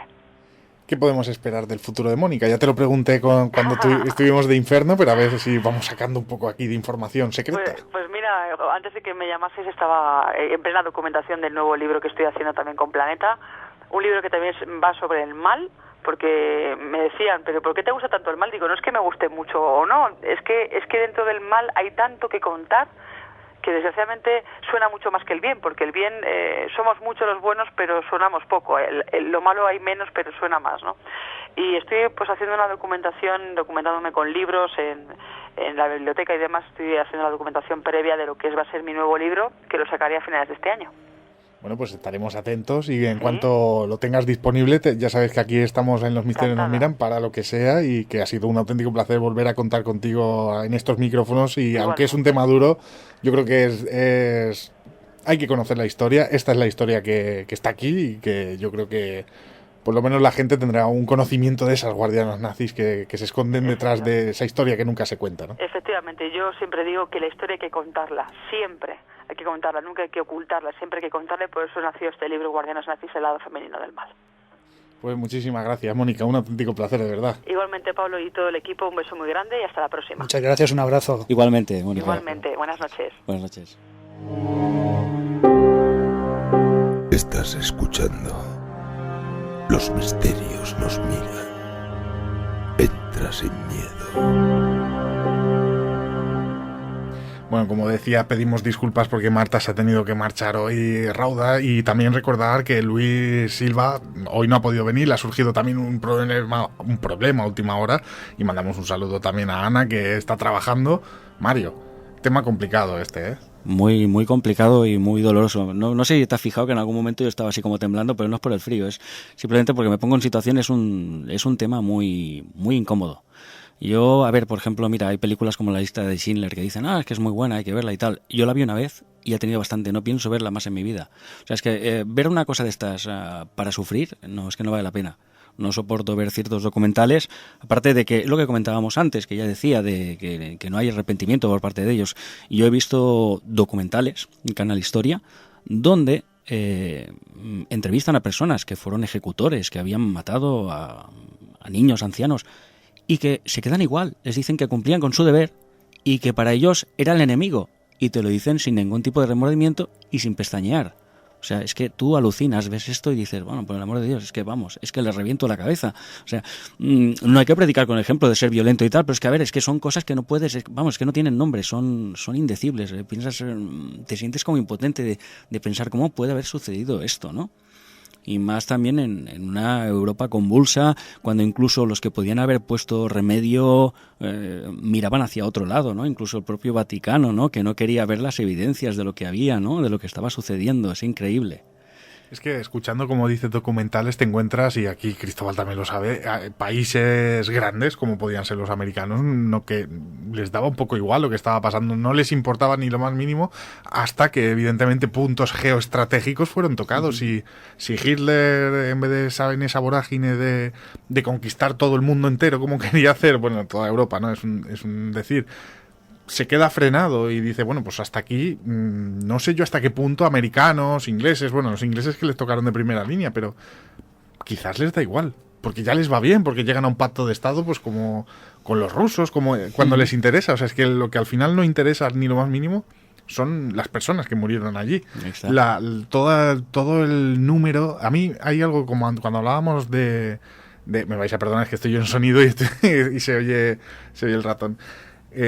Algo que a mí me sorprende, y es cuando hablábamos del tema de la conspiración, y yo no estoy ni a favor ni en contra de la conspiración, cada uno pues que tenga sus teorías. Yo en eso soy bastante abierto, no a que se haya negado a negar el Holocausto, ni muchísimo menos. Yo creo que mataron gente y que mataron mucha gente.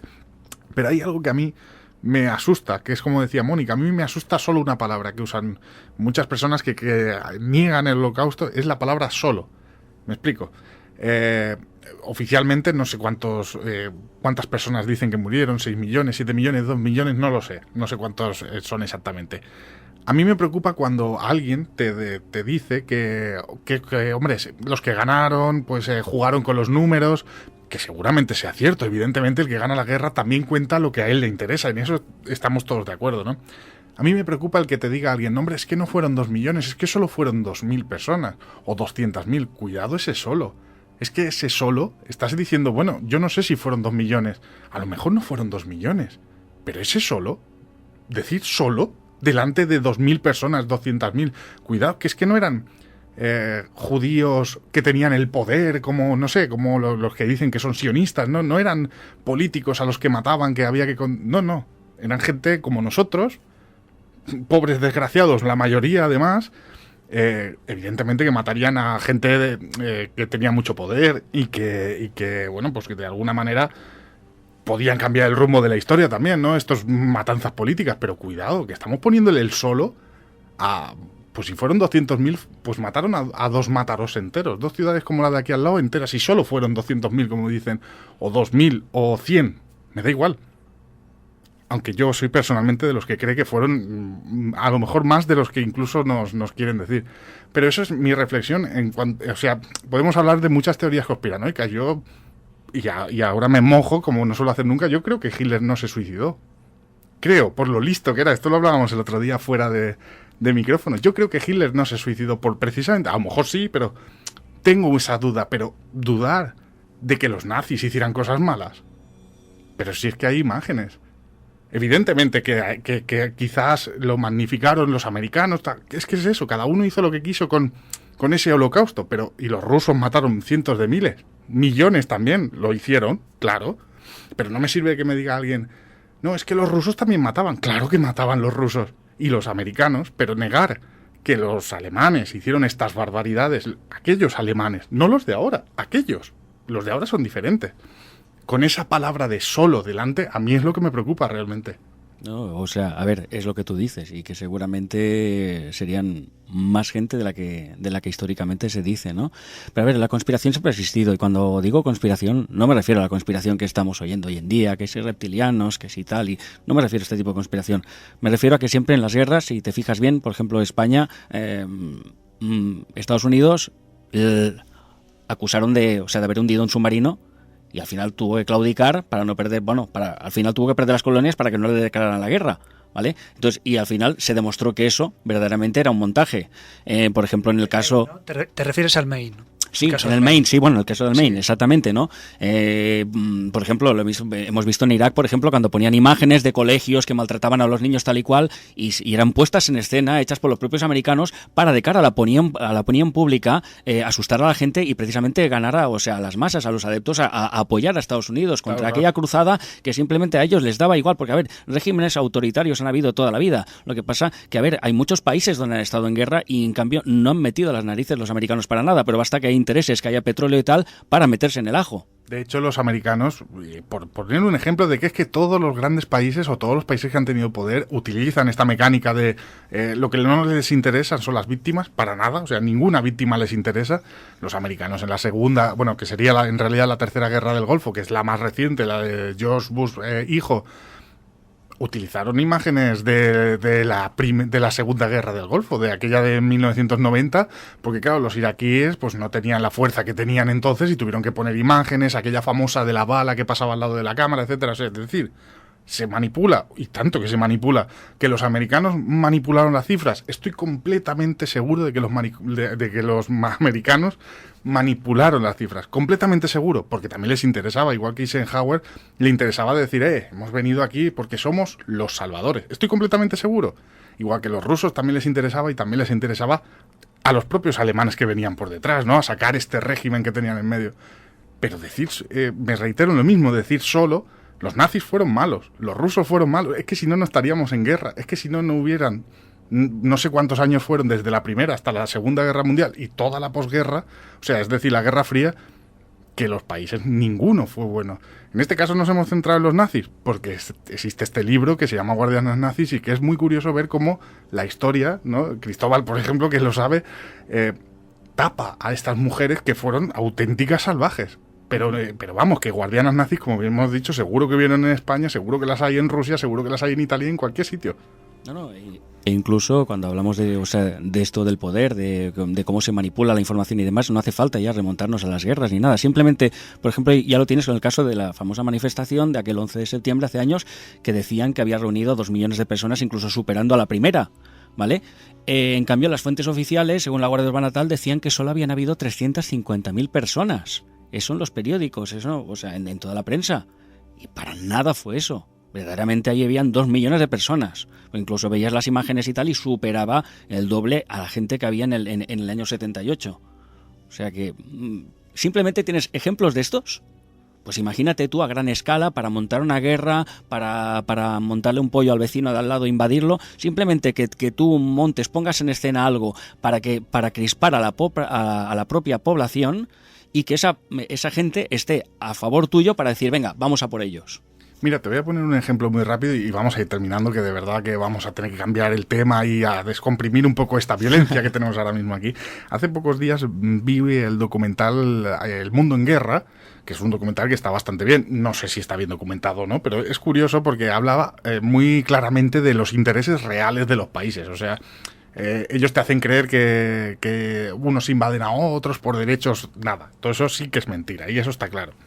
la Segunda Guerra del Golfo, la primera fue, recordemos, Irak contra Irán, la segunda fue la de Estados Unidos, famosa, se produjo porque, entre otras cosas, Irak quiso apropiarse de Kuwait, que decían que históricamente era una región suya. Bueno, en realidad es uno de los países que más petróleo tenía en aquel entonces, no sé si ahora también, pero vamos, uno de los países más ricos del mundo, y esa era para mí la intención real.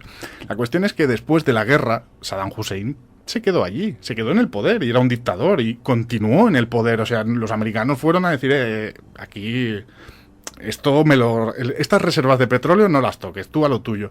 Tan a lo tuyo que pocos días después, claro, como se pensaban los iraquíes, creo que eran los kurdos, que el régimen había caído, pues se levantaron un poco para recuperar también lo que ellos consideraban que era suyo, y gaseó a 320.000 personas, me parece que son, o solo a 3.000. ¿A que suena salvaje decir solo a 3.000? Pues gaseó a una barbaridad y no pasó nada, porque ¿qué interés tenían los americanos en aquellos kurdos o chiíes? Es que no me lo hagáis decir porque tengo muy mala memoria para esto. No, a mí me gustaría aclarar varios puntos de todo lo que estamos hablando. No, a ver, sí que es cierto que quien gana las guerras son quienes escriben la historia. Eso no hay ninguna duda. Pero ojo, no hay que negar ciertas cosas. Negar el holocausto nazi es negar algo que es tan verdad como que hay un sol y que mañana va a salir el sol. Eso es así. Porque hay pruebas documentadas, hay pruebas arqueológicas, hay pruebas de todo tipo. Y eso lo tenemos ahí. No estamos hablando de las pirámides que si era para enterrar o para otra cosa. No, estamos hablando de algo muy serio, de unas manchas más peores para la humanidad, y que eso está ahí.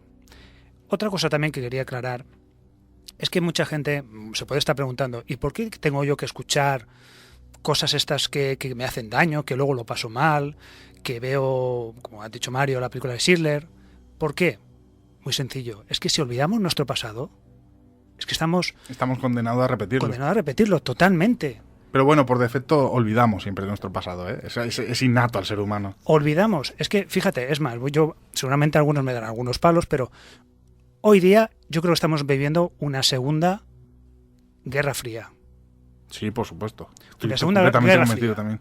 Se están jugando una partida muy importante en el mundo, como por ejemplo en Ucrania.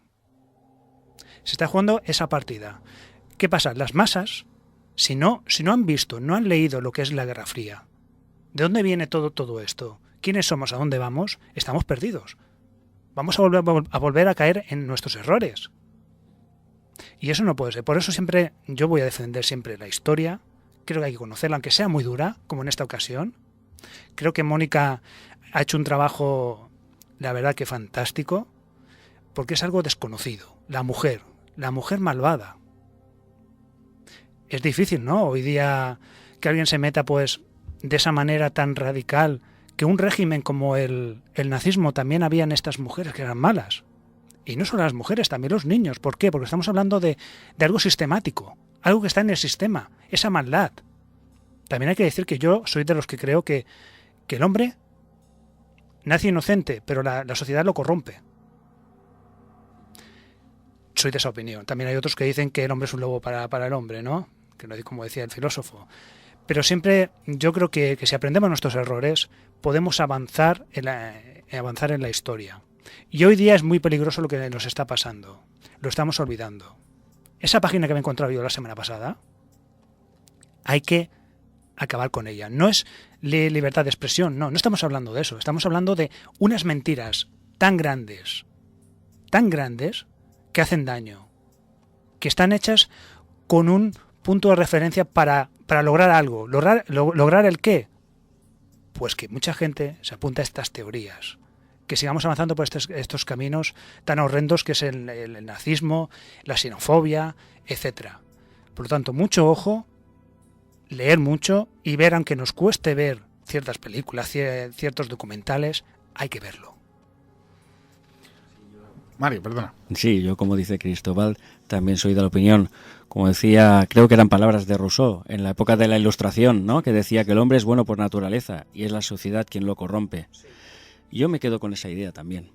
Yo creo que todos por naturaleza somos buenos, pero por lo que sea, por el sistema, por el sometimiento y demás, acabamos pues desviando nuestro camino, nos supeditan a unas reglas y nos guían como quieren. Bueno, pues yo creo que poco más podemos añadir ya a todo lo que habéis dicho, y además que bueno, que ya sabéis que palos nos van a dar.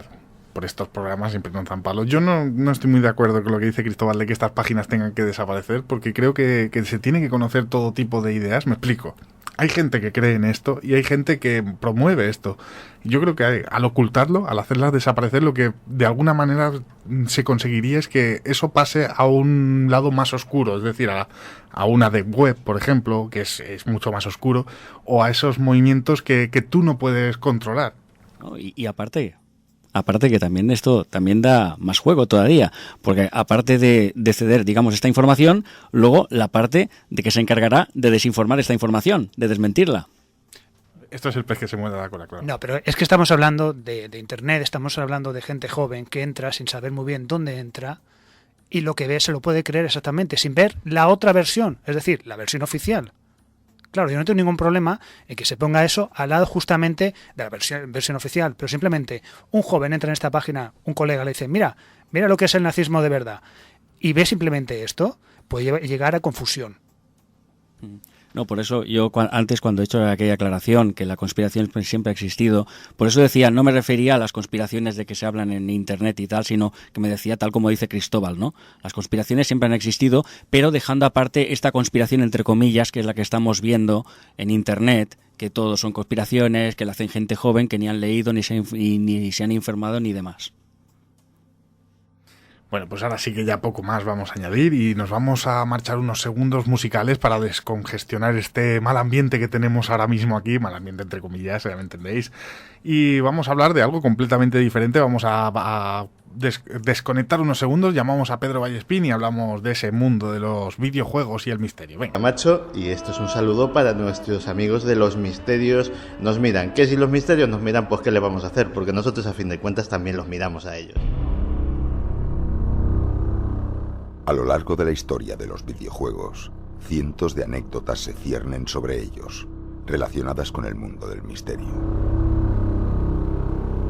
En esta sección conoceréis algunas de ellas de la mano de Pedro Vallespín y las leyendas de los videojuegos.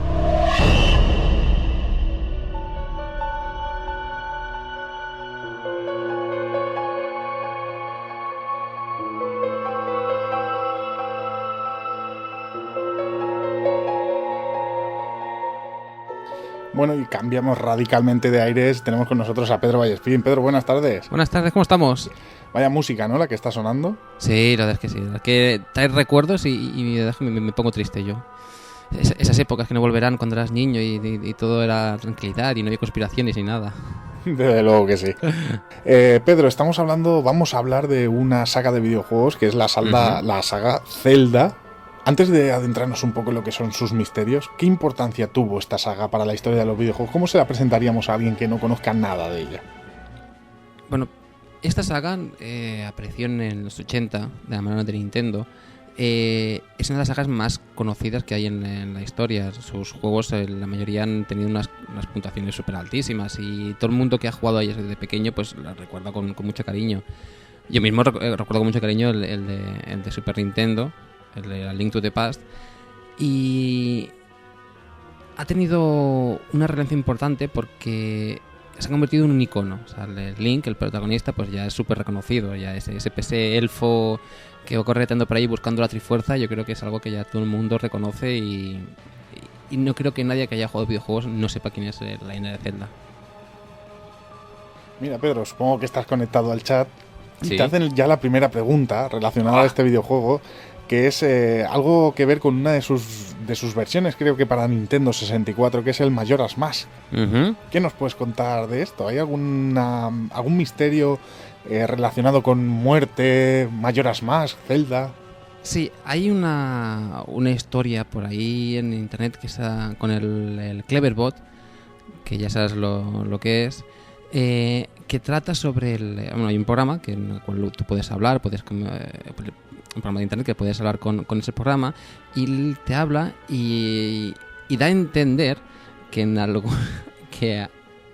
han matado a una persona si hablas referente al Majora's Mask.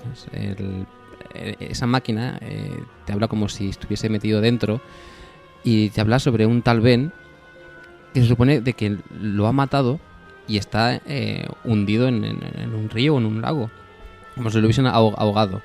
Y es muy interesante de verlo, porque esto puede ser real o no, pero es muy interesante de poder entrar y ver las conversaciones que puedes tener tú con la máquina, con el Cleverbot, y las contestaciones que te da, porque la verdad es que da mucha impresión, y mucha gente que se ha puesto a investigar si es que en Ámsterdam, que es donde se supone que ha ocurrido todo esto, porque si hablas con la máquina te dirige allí.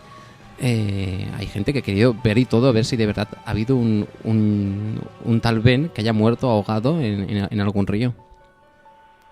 El problema, y yo voy a desmitificar un poco la historia del Cleverbot, el Ben, el Majora's Mask, es que Cleverbot, para la gente que no lo sepa, es un programa supuestamente de inteligencia artificial en el que tú le escribes cualquier comentario y él te contesta con lo que quiere. Y va aumentando la inteligencia porque a cada respuesta que le das él va mejorando y demás. Lamentablemente, la historia, lo que hace Cleverbot es funciona con unos algoritmos que lo que hace es que interconecta usuarios constantemente, y lo que haces tú cuando tú preguntas es que esa pregunta la lanza a un usuario al azar, y por eso se crean esas conversaciones tan absurdas, porque va saltando, es como la tecnología del teléfono móvil que va saltando de frecuencia constantemente. Entonces Cleverbot lo que hace es que si yo introduzco la palabra hola, Majora's Mask, pues alguien que conozca la leyenda rápidamente te va a contestar Ben, porque se piensa que Cleverbot le está diciendo eso, y el funcionamiento es así de sencillo. Es decir, todo con el que interactúas no es una inteligencia artificial, sino que es un humano que se encuentra detrás. Pero igualmente, conocer la historia, o sea, ahora desmitificas y la gente ahora te recibe un chasco. Pero si no lo sabes, es muy interesante de ver, porque parece no real, pero es aquí decir, ostras, hay algo de magia aquí metido. De luego que sí. Pedro, tú tienes bastante relación con el Zelda, porque además de conocer algunas de sus historias y del simbolismo, que es lo que mayoritariamente va a llenar este espacio de hoy, tú trabajas corrigiendo, ¿no?, traducciones de este videojuego. Sí, ahora mismo lo último que he hecho ha sido el libro de Legend of Zelda, el que ha sacado Norma Editorial, pues dedicar a repasar todos los textos y todas las cosas para que no haya ningún fallo y la gente pueda verlo en un castellano perfecto, y la gente puede disfrutar de un libro que es brutal. O sea, todo el mundo que haya jugado que tiene que comprarse el libro, porque es definitivo. Estaba leyendo un comentario que nos deja Elidio José Picado en el chat. Te lo voy a leer tal y como, porque a ver si conocéis esta historia.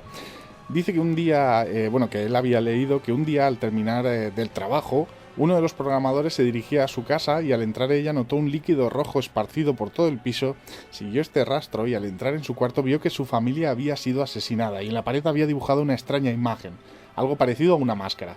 Varias semanas después, en su trabajo, el programador dibujó esa máscara y después se fue. Otro de los programadores vio ese dibujo y pensó que era fabuloso para incluirlo en el juego. Fue así como incluyeron esta máscara en el juego. ¿Conocías esta historia? No, pero es muy no sé cómo decirlo, pero es muy bestia. Yo no creo que sea que lo hayan utilizado para hacer esto. La verdad que me parece excesivo, y no creo que ellos mismos se pongan a hacer este tipo de cosas, siendo como son ellos, ¿eh?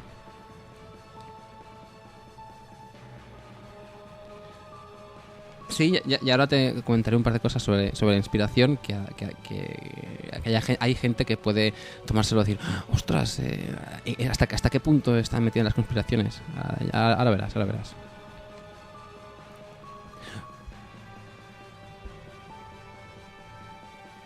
Sí, hay varias cosas, te contaré alguna pequeña en concreto. En las partes de NES, en los mapas, cuando no había mapas para ahora con internet puedes ver los mapas de todos los sitios y demás, pues cuando ibas por algunas cuevas y algunos castillos, si coges toda la guía del mapa, si tú vas andando y pones aquí, este es un dibujo, está aquí, vale, vas a la derecha, pues es otro, y vas haciendo todo el dibujo los pasos que das, hay una pantalla que es la esvástica. Vale, entonces mucha gente que dice de que hasta qué punto los japoneses pueden estar tan metidos con la esvástica y con la Segunda Guerra Mundial, como si aún tuviesen eso en mente, aún estuviesen pensando de que aún están en guerra, que aún están con esa idea de querer ganar y dominar el mundo y demás. Pero bueno, es simpático, es curioso ver ese símbolo, esa esvástica, pero también hay que recordar a esa gente que piensa en esas conspiraciones de que la esvástica no es... antiguamente no es tal. O sea, ese es un símbolo budista que luego se cogió para los nazis lo cogieron ese símbolo, pero es un símbolo de buena suerte de los budistas, con lo cual se desmitifica ese tema de que si el Zelda puede ser nazi, si los japoneses no están pensando en la Segunda Guerra Mundial y demás, cuando en verdad simplemente es que ese mapa de esvástica simplemente es un mapa de un símbolo budista, porque no es el único símbolo budista que se encuentra dentro del videojuego. Bueno, de hecho, encontrarse la esvástica que comentas en otros videojuegos que siempre vienen, claro, de la cultura japonesa, como por ejemplo el Alex Kidd y Miracle World. Las cajas, creo que son del inicio del todo, forman también la esvástica, pero siempre es la esvástica budista la que está invertida. Sí. Es algo bastante habitual, pero claro, con la cultura que tenemos ahora mismo y precisamente con lo que veníamos hablando en la primera hora que hemos hablado de nazismo, mucha gente lo ha asociado a que ellos buscan esto, ¿no? Es que justamente había una serie de televisión que era Kabuto, que daba en Telecinco por las tardes, que pasaba lo mismo. La nave, que a mí me extraña que la emitiesen en televisión, la nave que llevaban era una esvástica gigante. Pero claro, siempre puesta del lado que era invertida. Siempre se veía que iba hacia un lado, no hacia el otro. Y se veía, claro, la esvástica invertida. Claro, la gente cuando lo veía pensaba de que aquello era una alegoría increíble al nazismo y demás, cuando en verdad simplemente era una alegoría, a todo contrario, a la buena suerte y al budismo. Totalmente de acuerdo, pero también existe mucho más simbolismo, ¿no?, en esta saga. Sí, hay uno en particular, que es el más importante, yo el día que estuve en Japón y lo vi en un templo, me quedé petrificado porque pensé, no puede ser, o sea, no sabía de que el símbolo de la Trifuerza viniese de un símbolo budista.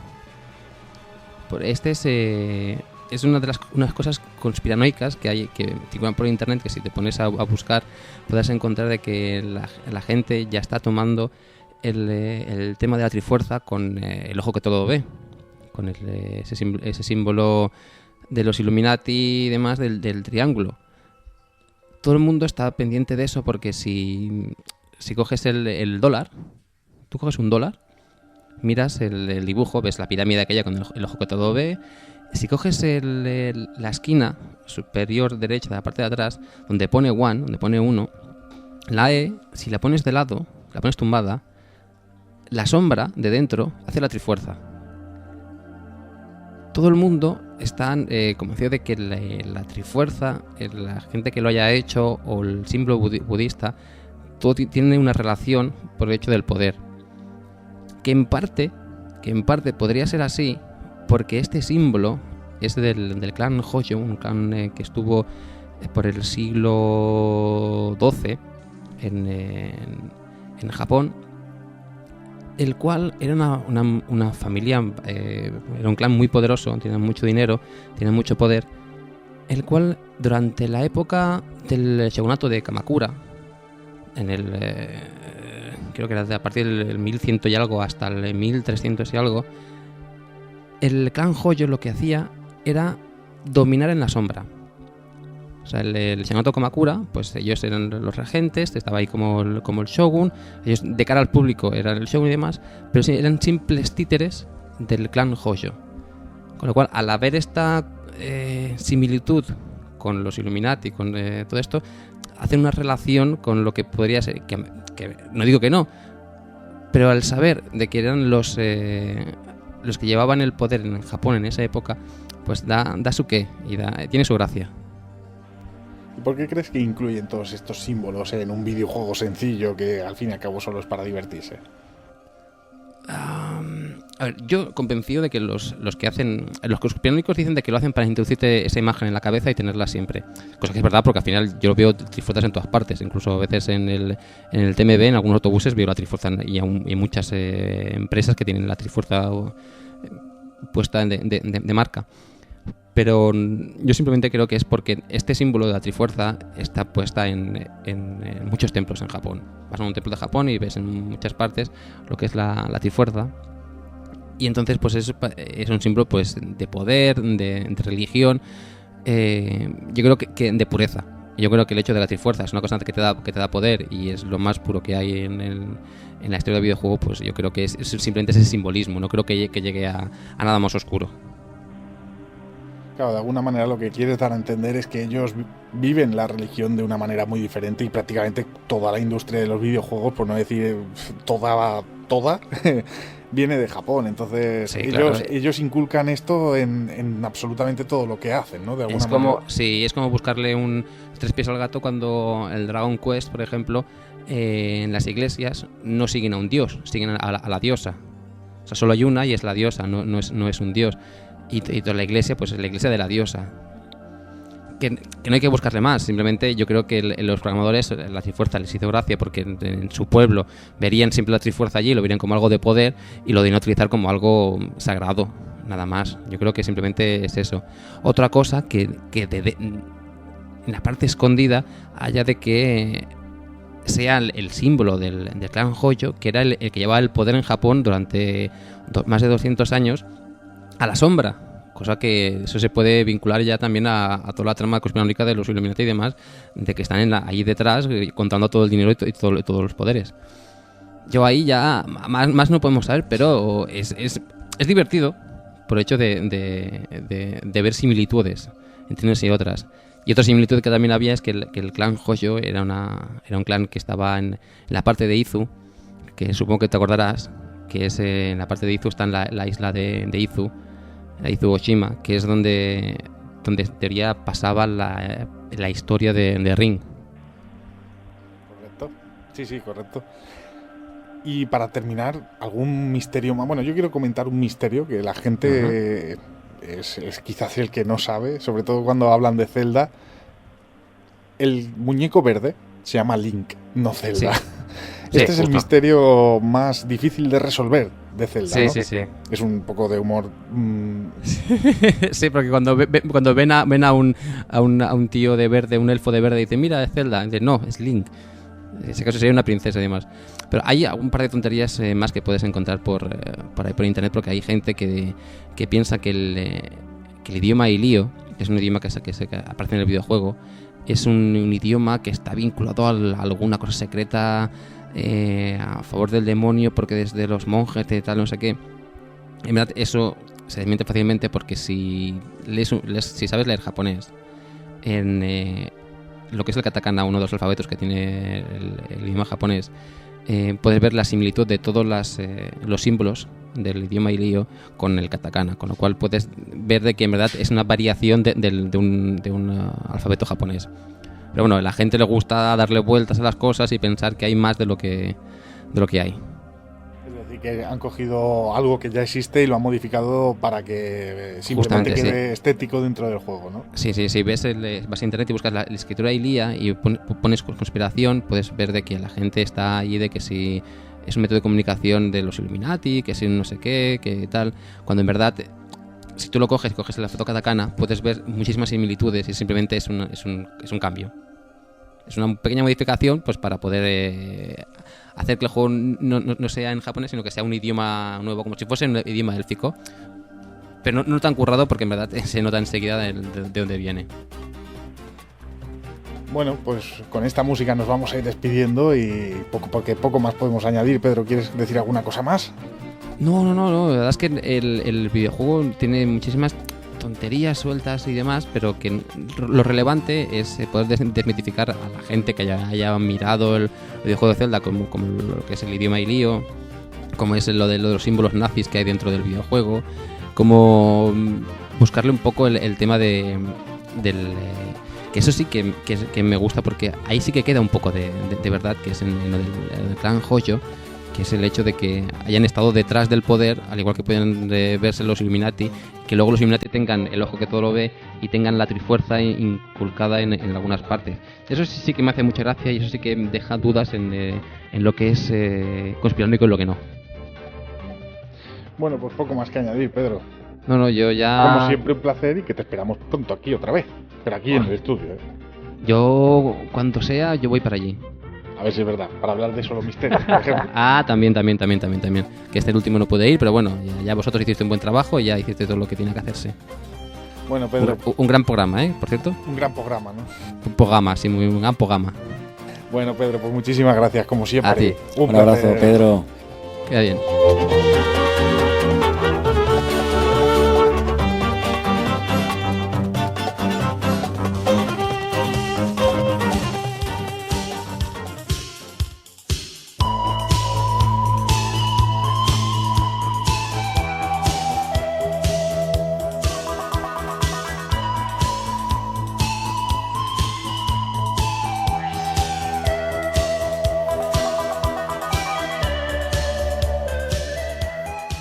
Bueno, pues llegamos al final de este programa, quizás un poquito más corto de lo habitual, pero bueno, las circunstancias han hecho que hoy todo salga un poquito al revés, como siempre, que siempre nos pasan cosas.